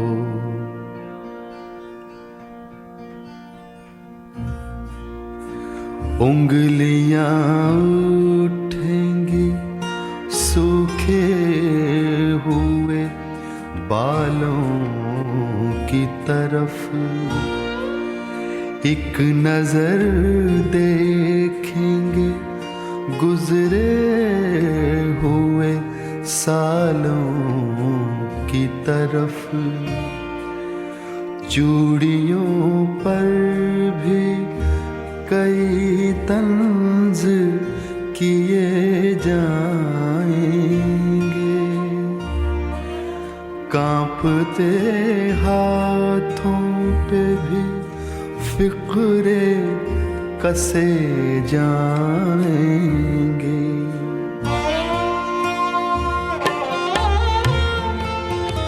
लोग जालिम हैं, हर एक बात का ताना देंगे, बातों बातों में मेरा जिक्र भी ले आएंगे,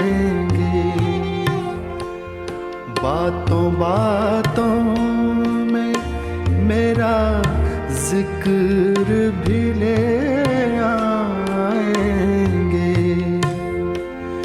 उनकी बातों का जरा सा भी असर मत लेना, वरना चेहरे के तासुर से समझ जाएंगे।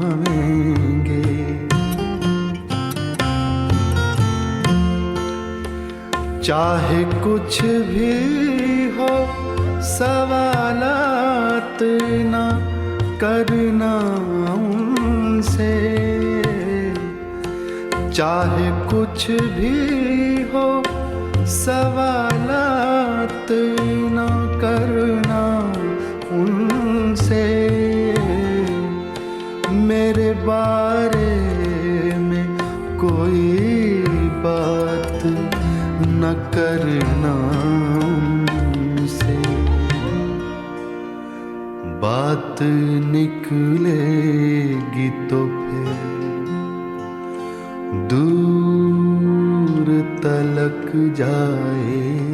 1975 में जगजीत सिंह का जब द अनफॉरगेटेबल एलपी रिकॉर्डिंग, ये जो एल्बम रिलीज हुआ, उसके बाद संगीत में एक नया नाम, और यूं कहिए कि गज़ल के चाहने वाले कहीं ना कहीं जो संगीत के चाहने वाले थे वो जो मिस कर रहे थे, जो बॉलीवुड संगीत उन्हें दे रहा था मिड 70s और अर्ली 80s में, वो एक प्यास जो थी, प्यास बुझाने के लिए आए जगजीत सिंह।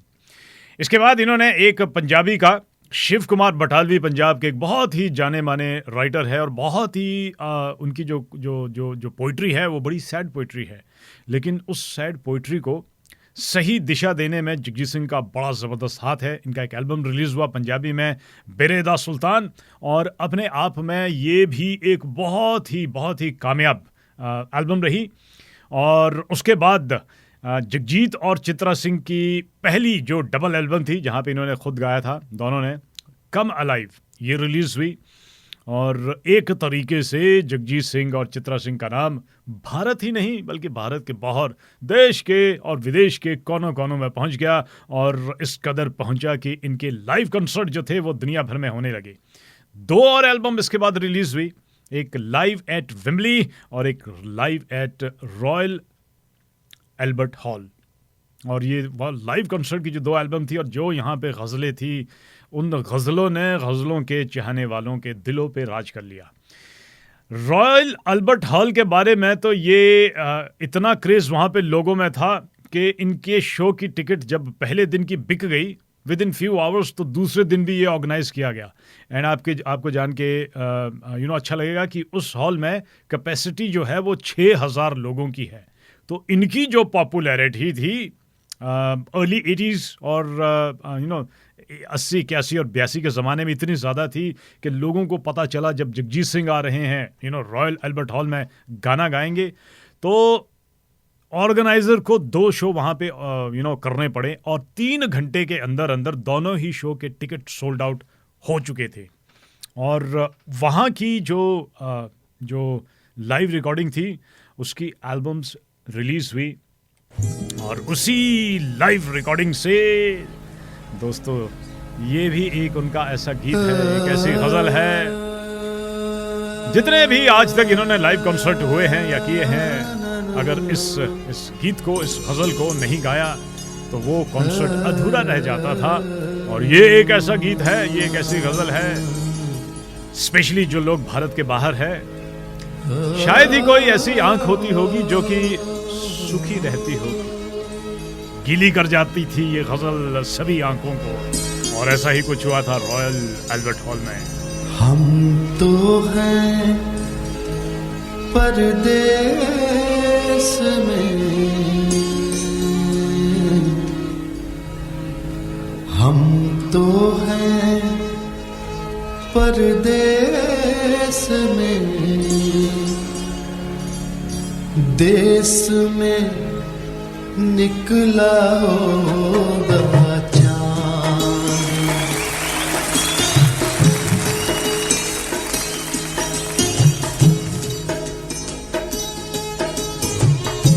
हम तो हैं परदेस में,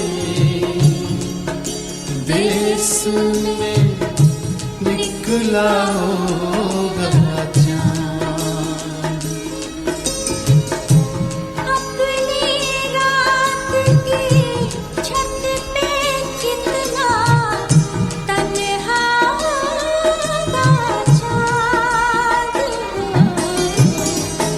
हम तो हैं परदेस में,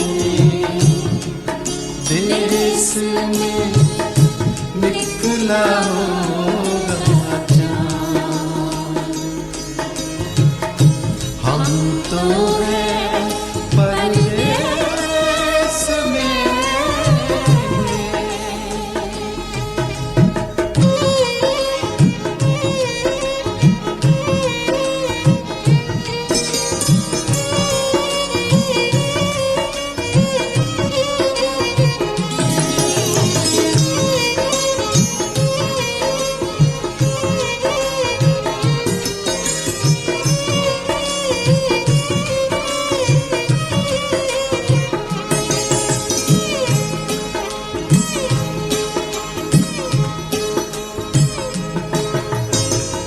चाँद बिना हर दिन यूं बीता, जैसे युग बीते हो। चाँद बिना हर दिन यूं बीता, जैसे युग बीते। मेरे बिना किस हाल में होगा, मेरे बिना किस हाल में होगा, कैसा होगा चाँद हो। हम तो हैं परदेस में, देश में निकला होगा चाँद। हम तो हैं परदेस में।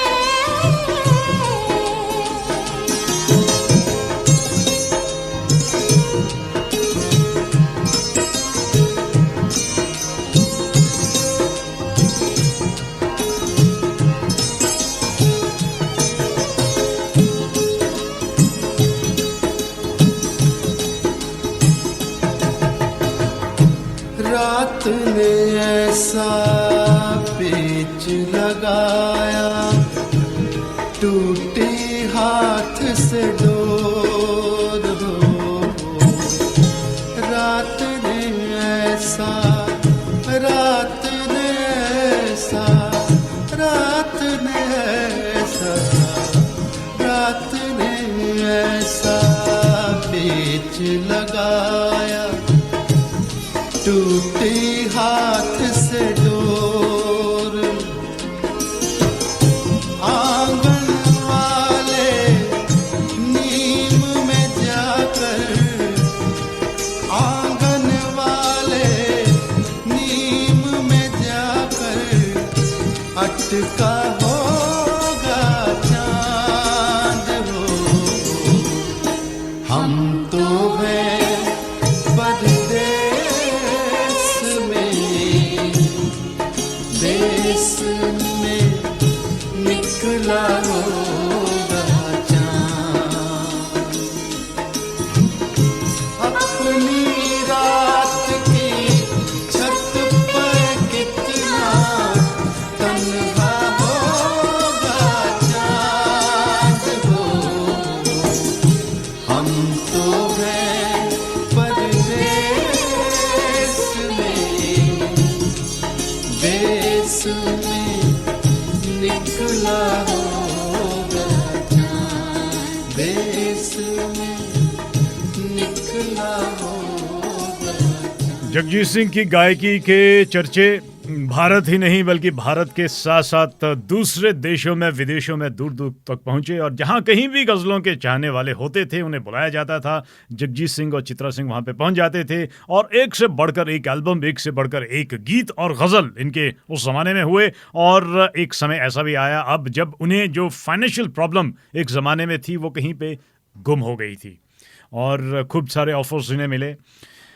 लेकिन जगजीत सिंह साहब जो थे वो अच्छी धुन के लिए, अच्छे लिरिक्स के लिए वो बिल्कुल हमेशा तैयार रहते थे, खोजते रहते थे कुछ नया नया, नए नए लोगों के साथ काम करते थे और बहुत सारे स्ट्रगलिंग लोगों को वो मदद भी करते थे, सहायता भी करते थे। ऐसे में 1980 में एक फिल्म बन रही थी, बड़े लो बजट की फिल्म थी, फिल्म का नाम था साथ साथ। जावेद अख्तर ने उस फिल्म के गाने लिखे थे और इन्हें अप्रोच किया गया। अब ये वो ज़माना था जब जगजीत सिंह जो थे वो बड़ा जाना माना नाम था और ऑब्वियसली उनकी फ़ीस भी काफ़ी ज़्यादा हुआ करती थी, लेकिन उन्हें बहुत ही अच्छा लगा कि ये बड़ी कमाल की एक फ़िल्म है और बड़े कमाल के इसके गीत है और इन्होंने हामी भर ली कि ठीक है मैं आपके लिए गाऊंगा। और कहानी ये पहुंची कि इस फिल्म के जो डायरेक्टर रमन कुमार, उन्होंने कहा कि मेरे पास तो इतना धन नहीं है, इतना पैसा नहीं है कि मैं इन गीतों के लिए किसी अच्छे रिकॉर्डिंग स्टूडियो का प्रबंध करूं। तो जगजीत सिंह ने कहा कि आप चिंता मत कीजिए पैसे की, वो रिकॉर्डिंग के पैसे मैं दूंगा। तो साथ साथ का जो म्यूज़िक था वो एक्चुअल में जगजीत सिंह ने उसकी पेमेंट की थी, उसके रिकॉर्डिंग की उन्होंने चार्ज भी नहीं किए थे। ऐसे में एक और फिल्म आ रही थी अर्थ, उसका भी लगभग वही हालचाल था और जगजीत सिंह ने कहा कि घबराइए नहीं, जो अच्छे गीत हैं, जो अच्छी चीज़ें हैं वो दुनिया तक पहुंचनी चाहिए और उसका खर्चा जो है वो मैं सारा उठाऊंगा।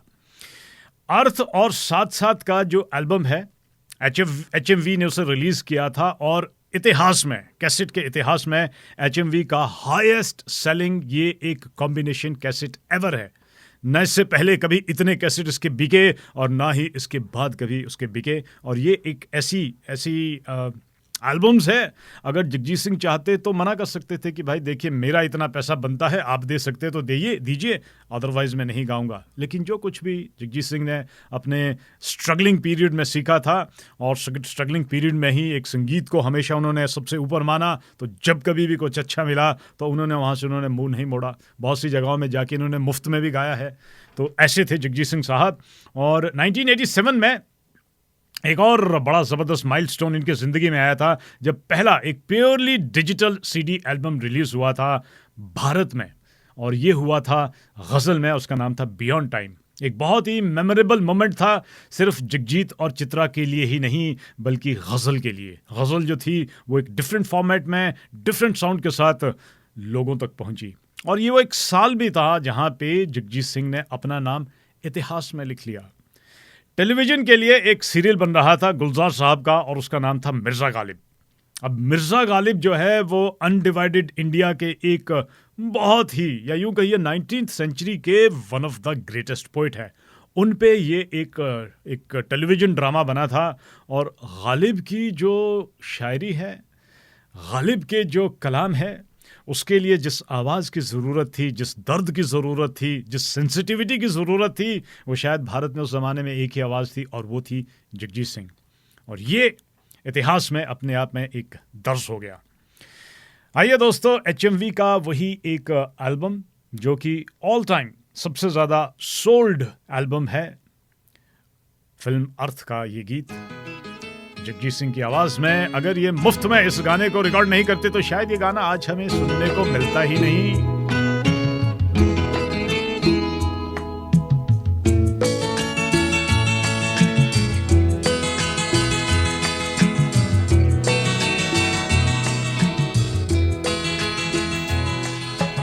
तुम इतना जो मुस्कुरा रहे हो,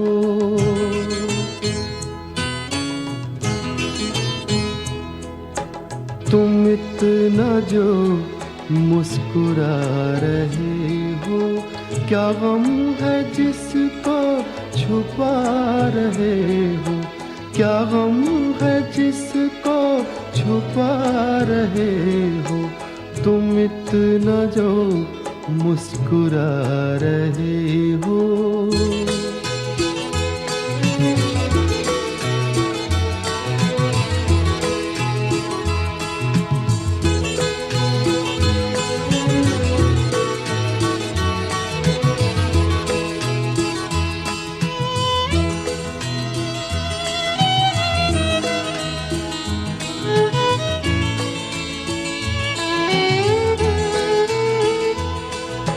आँखों में नमी हंसी लबों पर,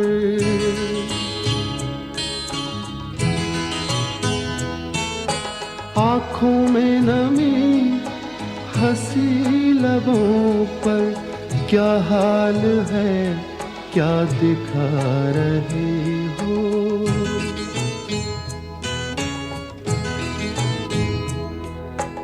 क्या हाल है, क्या दिखा रहे हो, क्या गम है जिसको छुपा रहे हो, तुम इतना जो मुस्कुरा रहे हो।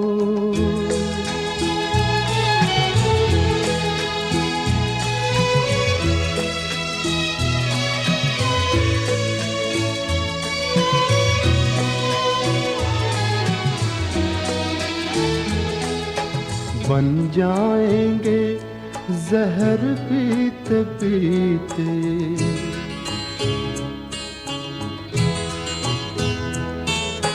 बन जाएंगे जहर पीते पीते, ये अश्क जो पीते जा रहे हो, ये अश्क जो पीते जा रहे हो।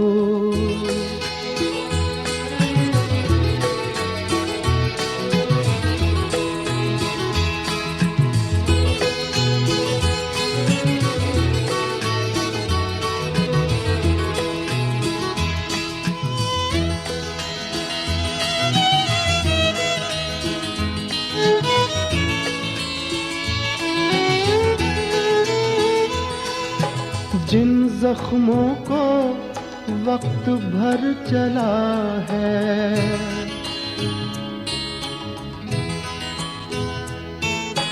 जिन जख्मों को वक्त भर चला है, तुम क्यों उन्हें छेड़े जा रहे हो।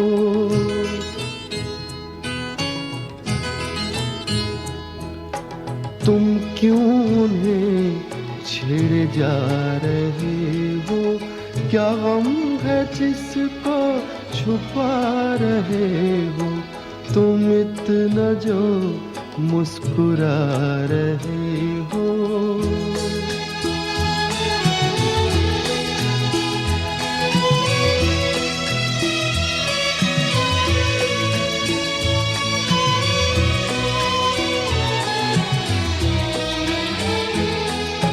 रेखाओं का खेल है मुकद्दर,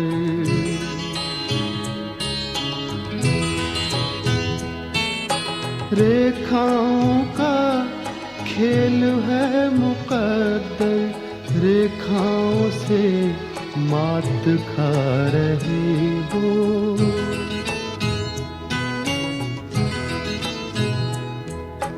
रेखाओं से मात खा रहे हो, क्या गम है जिसको छुपा रहे हो, तुम इतना जो मुस्कुरा रहे हो। इंसानी जिंदगी में जो उतार चढ़ाव आते हैं उनसे कोई भी नहीं बचा है, और जगजीत सिंह साहब भी उनकी ज़िंदगी में तो शुरू से ही उतार चढ़ाव रहा। एक मध्यम वर्ग में परिवार में उनका जन्म हुआ, बचपन से लेकर बहुत स्ट्रगल किया, और संगीत के एक ऐसे मुकाम पे पहुंचने के लिए वो रात को भूखे भी रहे।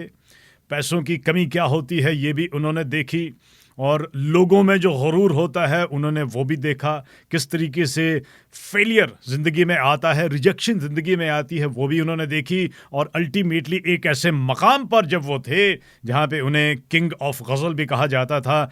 अपनी पसंद से वो जो चाहते थे वो गाते थे, जहाँ पे चाहते थे वो गाते थे, और उन्हें इतने ज़्यादा करोड़ों फ़ैन उनके हो चुके थे। लेकिन ऐसे में एक और इनकी ज़िंदगी में मोड़ आया, वो आया 1990 में। 1990 में इनका जो एकमात्र बेटा था विवेक, उसका एक मोटरसाइकिल एक्सीडेंट में देहांत हुआ, और ये उनकी लाइफ की एक बहुत बड़ी ट्रेजेडी थी। इतनी बड़ी ट्रेजेडी थी कि चित्रा ने तो हमेशा के लिए अपनी आवाज़ को खो दिया, और वो दोबारा कभी भी रिकॉर्डिंग स्टूडियो में नहीं आई, स्टेज पे नहीं आई, और जगजीत सिंह भी एक तरीके से अंधेरे में, डिप्रेशन में चले गए, और 1 साल तक वो भी संगीत से बिल्कुल दूर रहे। तो इनकी ज़िंदगी के लिए तो बहुत बड़ी ट्रेजेडी थी, लेकिन वहीं पे जो संगीत के चाहने वाले थे, गज़लों के चाहने वाले थे, वो भी जगजीत सिंह की आवाज़ को नहीं सुन पाए, और इतना ज़्यादा वो खामोश हो गए, इतने ज़्यादा वो इनके दुखी हुए कि उनका दोबारा गाना गाने का दिल नहीं किया। फिर धीरे धीरे चित्रा ने तो हमेशा के लिए संगीत को अलविदा कहा, लेकिन थोड़ा सा अपने आप को संभालने के लिए, मेडिटेशन के लिए इन्होंने तानपुरा उठाया और लगभग 1 साल लगा इनको वापस दोबारा एक और एल्बम रिलीज़ करने के लिए, जो कि एक रिलीजियस एल्बम था जिसका नाम था मन जीते जगजीत। और ये गुरबानी का एक एल्बम रिलीज़ हुआ और धीरे धीरे इन्होंने इस बात का जिक्र किया कि जो मेरी सबसे बड़ी वीकनेस फ़िलहाल बनी हुई है, जो सबसे बड़ा मेरा कमज़ोरी बनी हुई है, वो मेरे बेटे की मौत से जो मेरा दुख है, लेकिन मैं इसे अपनी स्ट्रेंथ बनाना चाहूँगा। संगीत जो कि हमेशा जिसके लिए इन्होंने सब कुछ छोड़ दिया था, धीरे धीरे इन्होंने शुरू किया। अनफॉर्चुनेटली जगजीत और चित्रा की आवाज़ जो कि लोगों के जहन में थी, वो दोबारा कभी सुनने को नहीं मिली। तो काफ़ी सारी एल्बम उसके बाद रिलीज़ हुई, जिसमें hope, Kahkashan, vision, face to face, Silsilay, Marasim, forget me not, लेकिन चित्रा सिंह उसमें कभी भी नज़र नहीं आई और ग्लोबल ऑडियंस तक उनकी ये एल्बम्स जो थी वो पहुंची थी। 1991 में लता जी के साथ मिलके इन्होंने एक एल्बम बनाई। एल्बम का नाम था सजदा। एक बार फिर ये एल्बम अपने आप में बहुत ज़्यादा हिट हुई। 2001 में एक और ट्रेजेडी इनकी लाइफ में हुई और इनकी मम्मी जो थी वो हमेशा के लिए छोड़ के चली गई। और जगजीत सिंह उस दिन को याद करके कहते हैं कि इनके जो कॉन्सर्ट थे, इनके जो प्रोग्राम थे, उस तरीके के स्केड्यूल्ड होते थे कि समय वक्त नहीं मिल पाता था। ये अपनी मम्मी के जो आखिरी जो भी क्रिमेशन जो किया जाता है, राइट्स किए जाते हैं, वहाँ से सीधा ही ये कलकत्ता गए थे उसी आफ्टरनून में अपने कॉन्सर्ट के लिए। तो इतना प्यार था, इतनी डेडिकेशन थी इन्हें अपने संगीत के लिए। लेकिन जो गज़ल के चाहने वाले हैं और जो उनके करीबी हैं, उन लोगों का ये मानना है कि विवेक जो कि उनका बेटा था, उसकी मौत के बाद जगजीत सिंह ने धीरे धीरे जो था अपनी गायकी में एक स्पिरिचुअलिटी आ गई थी, एक फिलोसॉफिकल साइड्स जो थी वो लोगों को देखने को मिली। इनकी आवाज़ में एक अलग ही कशिश, एक अलग ही एक जो तरीका होता है उनकी आवाज़ में आ गया था। और बहुत सारे इन्होंने भजन भी गाए, गुरबानी भी गाई, डिवोशनल म्यूज़िक भी गाए। और धीरे धीरे जो एक कमी एक बेटे की होने की वजह से इनकी ज़िंदगी में थी, वहीं पे इन्होंने करोड़ों ऐसे नौजवानों को अपनाया और उन तक अपनी आवाज़ पहुंचाई। लेकिन इनकी ज़िंदगी का जो खालीपन था वो कहीं ना कहीं शायद जगजीत सिंह ही महसूस करते थे।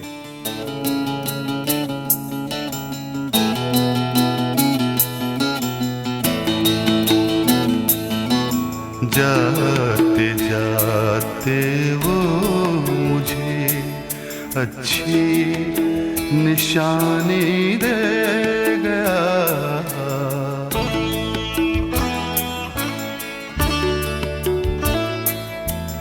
जाते जाते वो मुझे अच्छी निशानी दे गया। उम्र भर दोहराऊंगा ऐसी कहानी दे गया। जाते जाते वो मुझे अच्छी निशानी दे गया।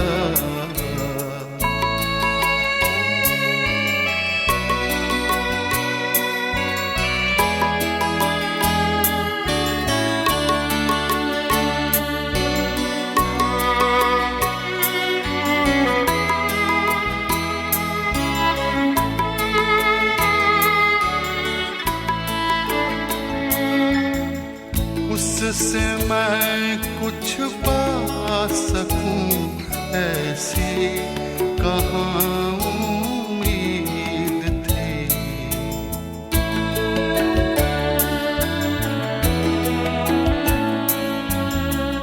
उससे मैं कुछ पा सकूं ऐसी कहाँ उम्मीद थी।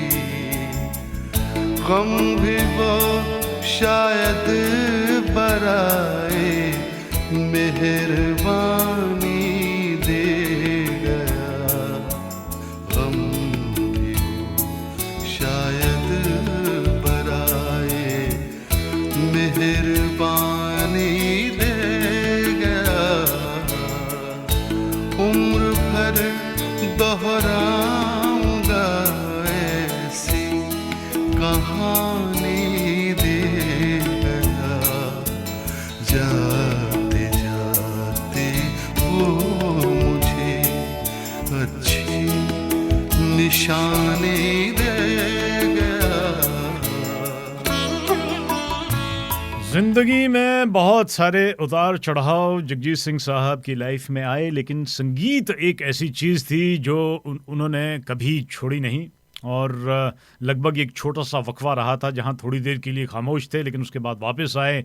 एक से बढ़कर एक एल्बम, एक से बढ़कर एक गीत, फिल्मों में भी दिए और दुनिया भर में कॉन्सर्ट भी किए। 2011 सन 2011 का वो साल था।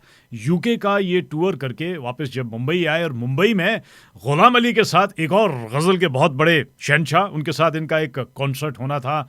लेकिन अनफॉर्चुनेटली 23 सितंबर 2011 इन्हें ब्रेन हैमरेज हुआ, जिसकी वजह से इन्हें लीलावती हॉस्पिटल ले जाया गया। और लगभग 2 हफ्ते बाद 10 अक्टूबर को जगजीत सिंह हमें हमेशा के लिए छोड़ के चले गए। और 11 अक्टूबर को चंदनवाड़ी क्रिमेटेरियन में इनका जो था वो अंतिम संस्कार किया गया। हमें हमेशा के लिए छोड़ के चले गए। लेकिन कहते हैं कि जगजीत जो है वो कभी मरते नहीं है। इनका जो कंट्रीब्यूशन है गज़ल के लिए, संगीत के लिए, वो अमर है।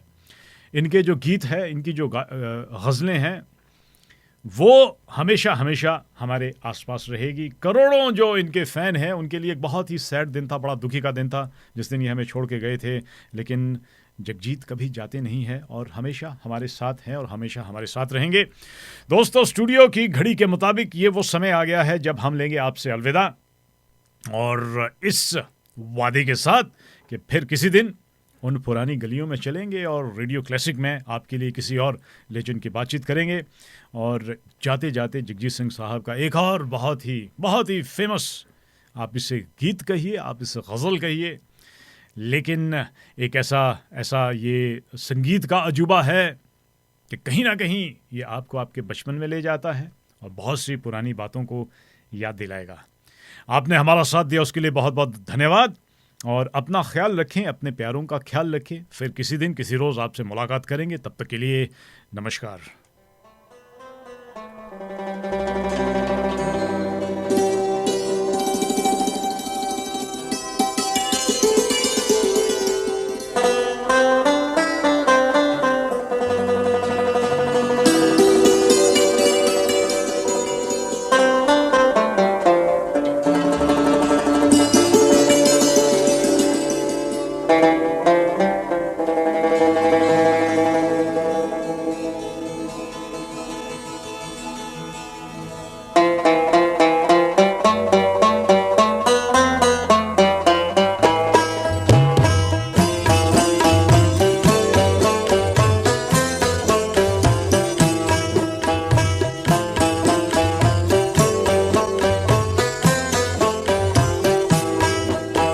ये दौलत भी ले लो, ये शोहरत भी ले लो, भले छीन लो मुझसे मेरी जवानी, मगर मुझको लौटा दो बचपन का सावन, वो कागज की कश्ती, वो बारिश का पानी।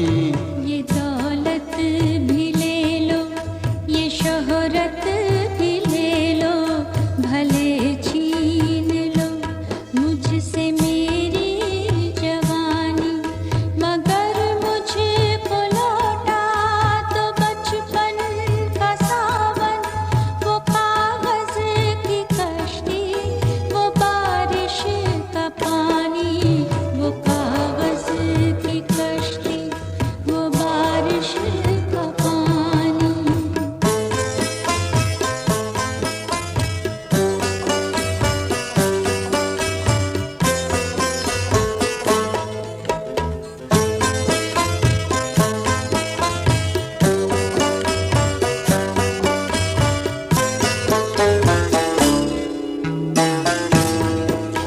मोहल्ले की सबसे निशानी पुरानी, वो बुढ़िया जिसे बच्चे कहते थे नानी, वो नानी की बातों में परियों का डेरा, वो चेहरे की झुर्रियों में सदियों का फेरा भुलाए नहीं भूल सकता है कोई।